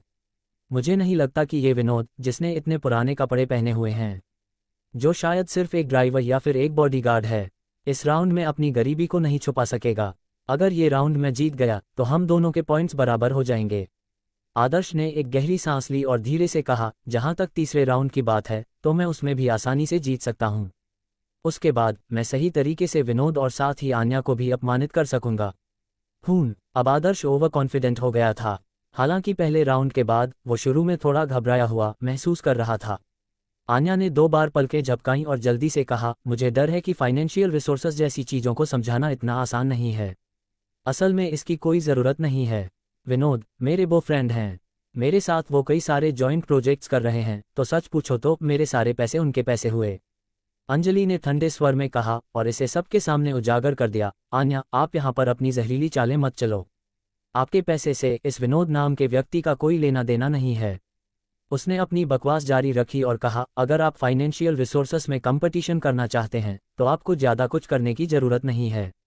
इस गेम में विनोद को सिर्फ अपने बैंक बैलेंस का अमाउंट हम सभी को दिखाना होगा। सिंपल, अकाउंट में राशि को देखो और तय करो कि किसके पास ज़्यादा पैसा है। आदर्श बहुत रिलैक्स था। उसने अंजलि की ओर प्रोत्साहन और सम्मान भरी नज़रों से देखा। अंजलि का भी चेहरा खिल उठा। उसे ये महसूस करते हुए बहुत अच्छा लगा कि उसने अभी जो कहा वो असल में नल्हे पे दला वाला मूव था। उसे लगा कि उसने सीधे आन्या और विनोद की दुखती रग पर अपना हाथ रख दिया था। आन्या का रंग बदल गया। अब बहुत देर हो चुकी थी, जबकि आदर्श ने तुरंत अपना फ़ोन निकाला और अपने अकाउंट के बैलेंस की जांच करने के लिए बैंक को एक टेक्स्ट मैसेज भेजा। विनोद, तुम अभी क्या कर रहे हो? अपना और मेरा टाइम बर्बाद मत करो। मुझे पूरा यकीन है कि तुम्हारे पास कोई बैंक अकाउंट नहीं होगा। आदर्श कुछ देर तक व्यंग्य करता रहा, लेकिन विनोद ने उस पर ध्यान नहीं दिया। विनोद, मुझे माफ़ कर दो, मैंने आदर्श से ऐसी उम्मीद नहीं की थी। आन्या ने कुछ अपराध बोध से विनोद की ओर देखा। आन्या ने अपने मन में कहा, मेरी राय में विनोद सिर्फ एक घर जमाई हैं।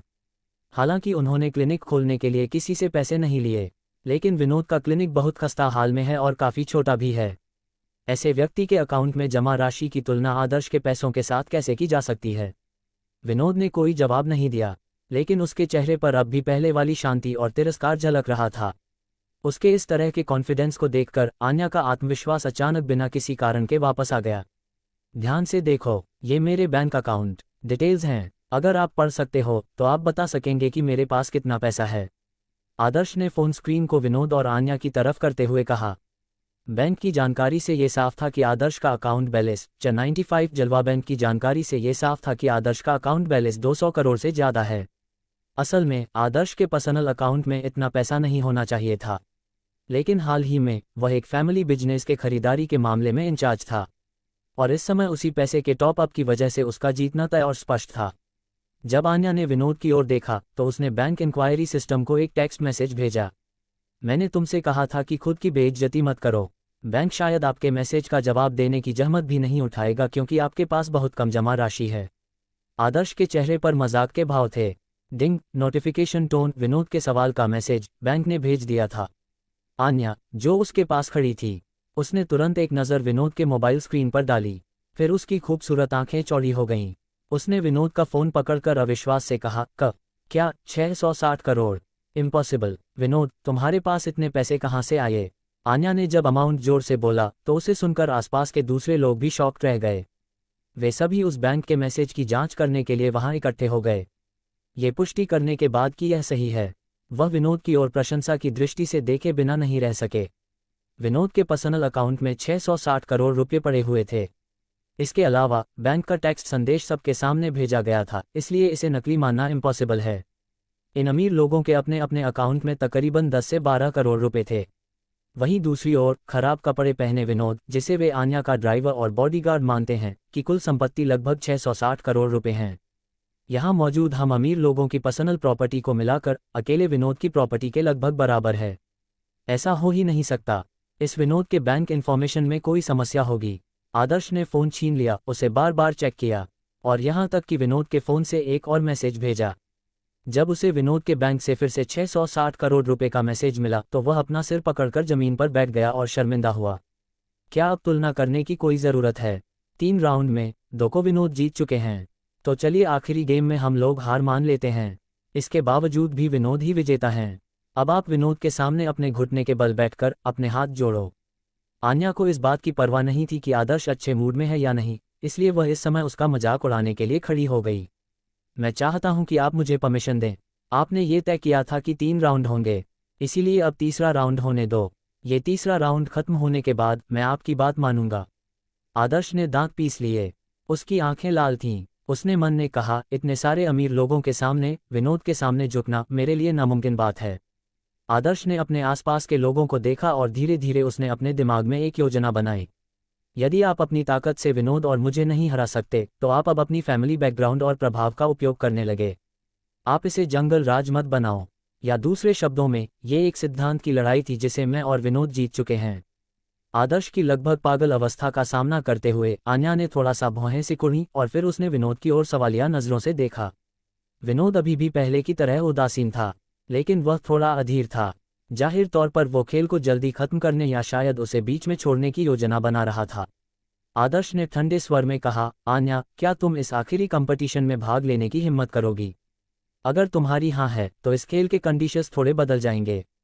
अगर मैं जीत गया तो हमारी पिछली शर्त रद्द कर दी जाएगी। अगर मैं हार गया तो मुझे तुम लोगों को दोगुना पेमेंट करना होगा। आन्या थोड़ी अलग थी। उसने आदर्श को घूरते हुए कहा, असल में आप क्या करना चाहते हैं? आप कुछ भी करने के बावजूद जीत नहीं सकते। शुरुआत से ये आपके और विनोद के बीच का एक कंपटीशन था। अब मैं इसमें नहीं पड़ना चाहती। आन्या के विचार में आदर्श ने कोई नई साजिश रची होगी, लेकिन उसे ये पता था कि आदर्श तब तक उन्हें वहां से नहीं जाने देगा जब तक कि तीसरा राउंड पूरा नहीं हो जाता। आन्या ने अपने मन में कहा, भले ही विनोद तीसरा गेम हार जाए, तब भी हम टोटल स्कोर में बहुत आगे रहेंगे। लेकिन इसमें कोई संदेह नहीं कि आदर्श एक धोखेबाज है। पता नहीं उसकी शैतानी खोपड़ी में अभी क्या चल रहा है। तभी आदर्श ने अचानक कहा, आन्या, मुझे पता है कि आपकी सक्सेना फैमिली को हमेशा शहर के पश्चिम वाले जमीन के टुकड़े में दिलचस्पी रही है। यदि आप इस शर्त में पार्टिसिपेट करोगी तो मैं शर्त को जीतने के इनाम को दोगुना करने के लिए तैयार हूँ। मतलब, मैं हारने के बाद वो जमीन आपको दे दूंगा। मेरे कहने का मतलब है कि जमीन का वह टुकड़ा आपके सक्सेना फैमिली के नाम पर ट्रांसफर कर दिया जाएगा। बस कट मार्केट वैल्यू को ध्यान में रखें, न मार्केट वैल्यू से ज्यादा और न उससे कम। आन्या एक पल के लिए ठिठक गई, फिर आदर्श की आंखों में देखते हुए बोली, आदर्श, इस तरह की बात का मजाक मत बनाओ। मैं तुम्हारे साथ मजाक करने के मूड में नहीं हूं। मैं, आदर्श, हमेशा डंके की चोट पर बात करता हूं। तुम में हिम्मत है तो इस गेम में पार्टिसिपेट करो। आदर्श गंभीर देखा। इसके बाद विनोद को यह देखकर आश्चर्य हुआ कि आन्या, जो असल में इस खेल के मामले से बाहर निकलना चाहती थी, वो अब झिझक रही थी। कुछ सेकंड बाद आन्या ने गहरी सांस ली और कहा, ठीक है, मैं आपकी अतिरिक्त शर्तें मान सकती हूं, लेकिन उससे पहले आपको एक कॉन्ट्रैक्ट पर साइन करना होगा और एफिडेविट भी बनाना होगा। आदर्श थोड़ा नाराज हुआ, लेकिन बाद में मान गया। सभी की गवाही के तहत समय सीमा और स्पेशल अमाउंट को एक डॉक्यूमेंट पर लिखा गया। तुरंत एक कॉन्ट्रैक्ट तैयार किया गया। आदर्श द्वारा उस कॉन्ट्रैक्ट पेपर पर साइन करने के बाद आन्या काफी खुश हो गई। विनोद कुछ कहना चाहता था, लेकिन फिर उसने चुप रहना ही बेहतर समझा। ठीक है, अब तीसरा राउंड शुरू करते हैं। आदर्श कॉन्फिडेंट दिखा। आन्या के बोलने की प्रतीक्षा किए बिना उसने तुरंत अनाउंस किया, जैसा कि हमने पहले चर्चा की थी, आइए कौन ज्यादा लोगों को अट्रैक्ट करेगा, इस बात पर कंपटीशन करें। चूंकि मिस सक्सेना पहले ही पार्टिसिपेट करने का तय कर चुकी हैं और विनोद के साथ एक ग्रुप बना चुकी हैं, तो ऐसे में यहाँ मौजूद सभी लोग वोट करेंगे। मुद्दा यह है कि आन्या और विनोद को मेरे साथ कंपटीशन करना होगा। जिसके पास सबसे ज्यादा करिश्मा होगा और जिसे सबसे ज्यादा सपोर्ट यानी कि वोट मिलेंगे, वही अंतिम जीत हासिल करेगा। आदर्श ने निष्पक्ष और रिलैक्स्ड एक्सप्रेशन दिया। आन्या की त्योरियां चढ़ गईं और उसे इस समय तक एक साजिश का एहसास होने लगा। आन्या अच्छी तरह से जानती थी कि अमीर लोगों के इस ग्रुप में कुछ सिंपल लड़कियों को छोड़कर जिनके साथ उसके अच्छे संबंध थे, उनमें से ज्यादातर लोग आदर्श को वोट देंगे। अगर ये आदर्श वोटिंग करने पर जोर देता है तो विनोद के जीतने की संभावना अधिक नहीं होगी। इस तरह विनोद पहले जो फायदा हासिल करने में कामयाब रहा था, वह सीधे तौर पर हार जाएगा। अब इस सिचुएशन के बदलने के बाद आदर्श और अंजलि और भी अधिक घमंडी हो जाएंगे।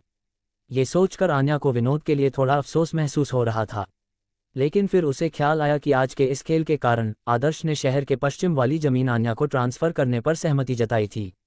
ये आन्या और यहाँ तक कि सक्सेना फैमिली के बिजनेस के लिए भी अच्छी खबर थी। इसीलिए आन्या ने सहमति जताते हुए अपना सिर हिलाया। ठीक है, हम दोनों के पास अपना इंट्रोडक्शन देने का काफ़ी समय है। अब मैं और विनोद यहाँ प्रेजेंट सभी वोटिंग करने वाले लोगों को हर तरह से इन्फ्लुएंस करने की कोशिश करेंगे। आदर्श ने फिर से अपना सिर हिलाया। वो जानता था कि अगर वो ये कंपटीशन जीत गया तो विनोद के लिए उसे झुकाना नामुमकिन होगा। इस राउंड से वो कम सबके सामने बेवकूफ़ बनने से बच गया। इसके अलावा जमीन का जो टुकड़ा अभी हताशा में सक्सेना फैमिली को ट्रांसफ़र किया गया, ऐसा लग रहा था कि वह कहीं ना कहीं एक नकली डील थी। 100% ये आदर्श की चाल थी। आदर्श के लिए खुद का इंट्रोडक्शन देना बहुत आसान था। ये बिजनेस फील्ड में उसके परिवार के प्रभाव और उसके द्वारा नियंत्रित रिसोर्सेस की अनाउंसमेंट करने से ज़्यादा कुछ नहीं था। आदर्श ने अपने मन में कहा, मेरे इंट्रोडक्शन देने का मतलब है कि यहाँ प्रेजेंट अमीर लोगों को अपना जलवा दिखाना और वोट देने के लिए उन्हें अट्रैक्ट करना। आदर्श ने उन लोगों को लालच देते हुए कहा कि फ्यूचर में वो निश्चित रूप से उन्हें और यहाँ तक कि उनके परिवार के बिजनेस में भी मदद करेगा। आदर्श का प्रभाव जाहिर तौर पर बहुत अच्छा था। आदर्श के बोलने के बाद कुछ लोगों ने तालियां बजाना शुरू कर दिया। जाहिर तौर पर उनका इरादा उसे वोट देने का था।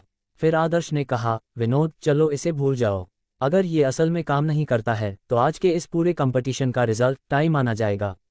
मतलब न तुम जीते और न मैं जीता। आज जो हुआ उसके लिए मुझे खेद है। कुछ जरूरी बातें हैं जिन्हें मैं आपको बाद में बताऊंगी।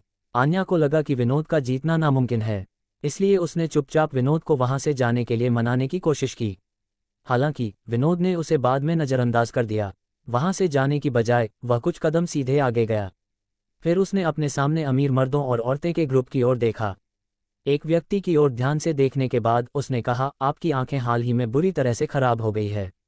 आपके लिए दिन में या तेज रोशनी वाली जगह पर चीज़ों को देखना बहुत ही मुश्किल होता होगा। मेरे पास आपको ठीक करने का एक तरीका है। सामने वाला युवक एक पल के लिए शॉक्ड रह गया। उसके बाद विनोद ने वहां खड़ी बगल वाली लड़की से कहा, तुम्हारा पेट खराब है, तुम नॉन वेज नहीं खा सकती, क्योंकि ऐसा करने से तुम्हारा पेट फूल जाएगा और तुम्हें शर्मिंदा होना पड़ेगा। तो दोस्तों, आगे क्या होने वाला है ये जानने के लिए बने रहिए हमारे साथ। अगर आपको ये स्टोरी पसंद आती है तो प्लीज़ इसे लाइक, कमेंट और शेयर करें। और ऐसी ही मज़ेदार और रोमांचक भरी स्टोरी सुनने के लिए वीके नॉवल स्टोरी 2.0 चैनल को सब्सक्राइब करें।